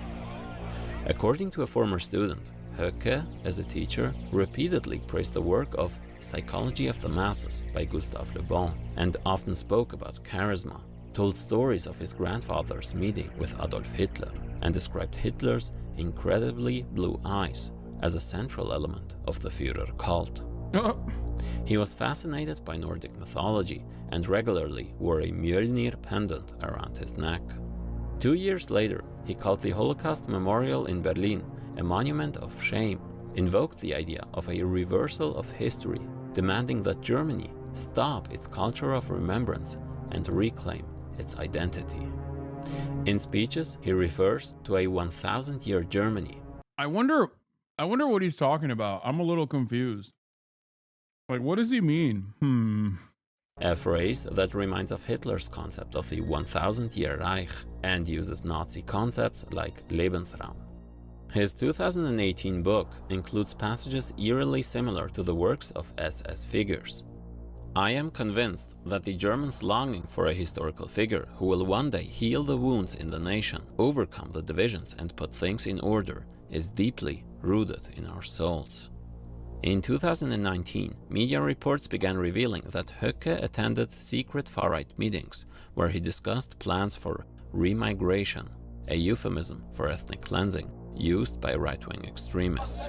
In a 2021 speech, he got fined 13,000 euros for using a forbidden Sturmabteilung slogan, Alles für Deutschland, everything for Germany. Alles für unsere Heimat, alles für Sachsen-Anhalt, alles für Deutschland. Just last year, he was banned again. Yeah, he messed up. He was just alternative. It is pretty funny that these guys have to like operate within these liberal boundaries, but it's clear that like those liberal boundaries in terms of like free speech and whatnot, like restrictions on hate speech in general, has not really stopped them, you know? Yeah, guardrails are made out of cardboard, exactly. And for chanting the first part, encouraging the audience to reply with the rest. While the National Party leadership maintains a facade of respectability, Höcke is a direct link between AfD politics and hardcore neo-Nazi ideology. And this is very important to understand. Fascism is not something that wins or loses during one election. It is the result of a systemic shift over a long period of time. Take the CDU-CSU Conservative Party, for instance, which invoked the Brandmauer firewall against any cooperation with the AfD. But over time, they've been gradually softening this stance. And this year, the CDU has finally cooperated with the AfD in the parliament for the first time, a historic turning point, opening up the possibility to have a far-right party in the German government for the first time since World War II. Also, take the complicity of the liberal parties, which are ultimately constrained by their commitment to maintain the capitalist order, prioritizing economic stability and the interests of the bourgeoisie over the needs of marginalized groups, normalizing AfD discourse and shifting the Overton window further to the right. The SPD during the Weimar Republic, which had positioned itself as a defender of the working class, repeatedly compromised with conservative forces to maintain political stability, as seen in the SPD's collaboration in suppressing the revolutionary movement by collaborating with fascists, and its support for austerity measures during the Great Depression. And enough has been said about the centrist party's role during that time. The main report at the 7th World Congress of the Comintern in the 30s put it very well. Quote, before the establishment of a fascist dictatorship, bourgeois governments usually pass through a number of preliminary stages and adopt a number of reactionary measures which directly facilitate the accession to power of fascism. Whoever does not fight the reactionary measures of the bourgeoisie and the growth of fascism at these preparatory stages is not in a position to prevent the victory of fascism, but on the contrary, facilitates that victory. However, believe it or not, Höcke is still just the so-called moderate wing compared to other members of the AfD, slowly but surely gaining more and more influence in the emerging party. Publicly, the AfD tries to maintain distance from neo-Nazi organizations. When the NPD encouraged its supporters to vote AfD, the party quickly distanced itself. While the Communist Party of Germany was quickly banned by the post-war West German government, The NPD was left untouched and remains so to this day. It emerged out of a Nazi organization whose members defaced synagogues with swastikas and demanded that Jews... That's interesting. Real interesting. How odd. The Communist Party was banned, still is, but the Nationalist Party is not. Jews leave Germany. The AfD has a so-called incompatibility list on paper. But evidence tells a different story, making this list meaningless. Let's talk about some of these isolated cases which seem to happen over and over again. One such case is Andreas Kalbitz, once one of the AfD's most powerful figures. He attended neo-Nazi marches and even a gathering of a banned group linked to the Hitler Youth. The AfD kicked him out, not for his ideology, but as a strategic move to avoid scrutiny. Yet, he still holds a seat in Brandenburg's state parliament under the AfD faction. In one speech, he said openly what others don't dare to do. Quote, "The AfD is the last evolutionary chance of this country. After that, it's just helmets on." But these so-called isolated cases are anything but rare. Studies show that the AfD gained traction where the NPD was strong. It is argued that the open Nazi party laid the groundwork for the AfD's normalization. Behind the scenes, AfD parliamentary offices have hired former NPD candidates and individuals from banned organizations. And these guys are not just at the bottom, but linked to the leadership. Quote, "We differ from the NPD primarily through our bourgeois support base, not so much in terms of content." But it doesn't stop there. One former NPD member who worked as a staffer for the AfD is Marcel Grauf. He's known for having said the following things. "I so desperately wish for a civil war and millions of dead. Women, children, I don't care. It would be so beautiful. I want to piss on corpses and dance on graves. Sieg Heil." At least we now have so many foreigners in the country that a Holocaust would be worthwhile again. The fact that they generally tend to subhuman behavior is already due to their race. This, surprise surprise, was of course not an isolated case. Another Hitlerite hired by an AfD deputy is convicted neo-Nazi Mario Müller. In Brandenburg, the AfD faction's top candidate was active in the Spreelichter, a group banned in 2012 for its neo-Nazi ideology. These are just a few examples out of many. AfD youth members have been photographed training in combat sports with members of banned Nazi groups. When confronted, the AfD brushed it off as just a normal sports club. What is considered normal to many Germans has been shown to be open Nazism and genocide in history already. The fascist movement does not need to win in government in order to find the danger of the workers' movement. Much like in Italy, where the fasci fought proletarian power to defend private property, the far right today utilizes the threat of the strengthening of left-wing extremism to legitimize support. Quote, "Take the left-wing extremist threat seriously and participate in all possible measures to finally rid the German national body of this tumor. Those bastard Antifa kids of stoned parents should be threatened that next time they'll end up underground. Deport Antifa to Buchenwald, work instead of left-wing terror." The Nazis viewed communists as their main political enemies, and many were among the first detainees in concentration camps. Yep. The Bolshevik threat was used by Hitler to centralize state power. While communist organizing is weak at the moment, the ironic part about this, by the way, is that there are still liberals who look to that and say, and that's why, because the left went too extreme, that the Nazis rose to power. This is a common argument that I hear from liberals in, 2024 and 2023. This is a common argument that I had heard from liberals over and over again, which is so insane because you're assuming the role of historic liberalism that straight up was wrong after the fact. There is no need to institute a fascist system and undermine formal bourgeois freedoms. But the international progressive and communist movement is growing, and the threat of fascism grows in a dialectical relationship to it. Quote, "In short, democracy organized fascism when it felt it could no longer resist the pressure of the working class in conditions even of only formal freedom." When your mass movement becomes big, and then they will try to suppress you, they will come out with fascism. So before you can have socialism, the capitalist, monopoly capitalist class will unleash fascism under various pretexts. They use chauvinism against immigrants, xenophobia, Islamophobia, and also many other tricks just to hide the roots of the crisis. As the contradictions of the imperialist system deepen, poverty, climate change, and war continue to drive mass migration, consequences of a global system of exploitation that overwhelmingly benefits capitalists in wealthy nations. Just as they failed a century ago, liberal parties today are incapable of stopping the rise of fascism when they themselves facilitate its rise. What's needed is a movement that stands in defense of the exploited and marginalized.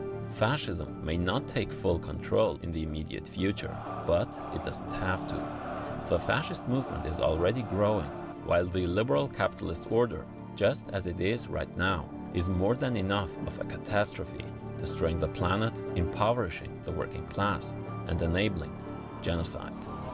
The time to organize is now, before it's too late. Relevant threat. The AFD is set to come second and stay out of government, but by pushing anti-Muslim, anti-immigrant, and anti-Palestinian laws to be the political forefront, the AFD has already mainstreamed this agenda and changed the country, forming Staatsraj.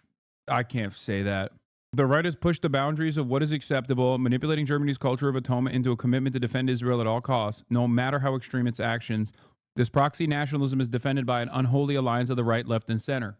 $10 only, sheesh. What are you talking about? Oh, donors on the video. So this is something that I talked about. This is something that I talked about with Donald Trump. If you remember in that Newsweek article that came out before the election, where I was talking about how sad I was about the election, regardless of whether Kamala Harris wins or loses, that Donald Trump had successfully undermined American politics, or rather destroyed it and then rebuilt it in his own image. This is precisely what's happening with the AFD in Germany. The AFD is also gaining a lot more momentum in this process, but they are simultaneously bringing all the center parties further and further to the right. Center parties, seeing the growth of the AFD, out of fear that the AFD might actually seize power, are basically doing their very best to take on a lot of the right-wing positions of the AFD in an effort to say, hey, you don't need to go to the alternative. We are the alternative. Now, of course, not realizing what happens in that process, I, as an American, am very familiar with this. You become, if you're not the alternative and you become the AFD yourself, is that a good thing? Is that actually a good thing? Like what? You're just going to manage fascism in a more technocratic approach? Is that what it is? And that's the problem, because that process, unironically also, makes people more open-minded to the real thing. The AFD didn't pioneer this idea that anti-Semitism is left-wing, but they jumped on it at the perfect time. The AFD made this explicitly political. They pioneered this as a political weapon within the parliamentary framework with the first draft of the BDS resolution. Germany has been stuck with what Hans Kundani calls Zionist McCarthyism, which we have here in the United States of America as well. The cancellation of events, funding, media campaigns, and police brutality regularly administered to those who criticize Israel's occupation of Palestine and the brutal war in Gaza. The AFD used this. They are utilizing Zionism as a very effective censorship tool. This is what right-wing parties do. The Republican Party is doing the same thing. After years and years of advocating for Nazis to directly march on college campuses and making that the forefront of their political movement, Republicans so quickly turned around and was like, no, anti-Semitism is a major problem in college campuses. We have to create an anti-Semitism task force. Ironically enough, of course, the anti-Semitism task force will obviously target Jewish anti-fascists as well as anti-fascists of every other background. Because for them, it has nothing to do with anti-fascism. Of course, I mean, it has nothing to do with, it has nothing to do with anti-Semitism and everything to do with destroying your enemies in a way that even liberals will look at in a permissible way. Okay? They are building the machinery of censorship in an effort to squash all matter of momentum, okay? They want to make sure that they just stop all dissent, really. Look no further than the insane 501c3 bill that the Republicans tried to pass and Democrats voted to pass initially in Congress. They wanted to make it so that Trump was the incoming president. Democrats knew this. And in that lame duck period, Democrats who were pro-Israel Okay. Democrats who are pro-Israel literally voted to give the Trump department, the Trump Treasury, awesome powers to decide any and every 501c3 group. Any 501c3 group is actually a terrorist group. The funniest thing just happened to me. Look at what I'm quote retweeting now. What? Bernie and his wife skimmed millions from his 2 presidential campaign. Oh, he got quote retweeted by Roger Stone. Bernie and his wife skimmed millions from his 2 presidential campaign. He's an obnoxious, honking loudmouth and a hypocrite. He's driving a top-of-the-line Mercedes and has multiple vacation homes. Kash Patel should do a deep dive on Bernie's finances, and then Bernie could have a federal vacation. Anything just to shut him the fuck up. I hate these people so much. Damn, this guy's good.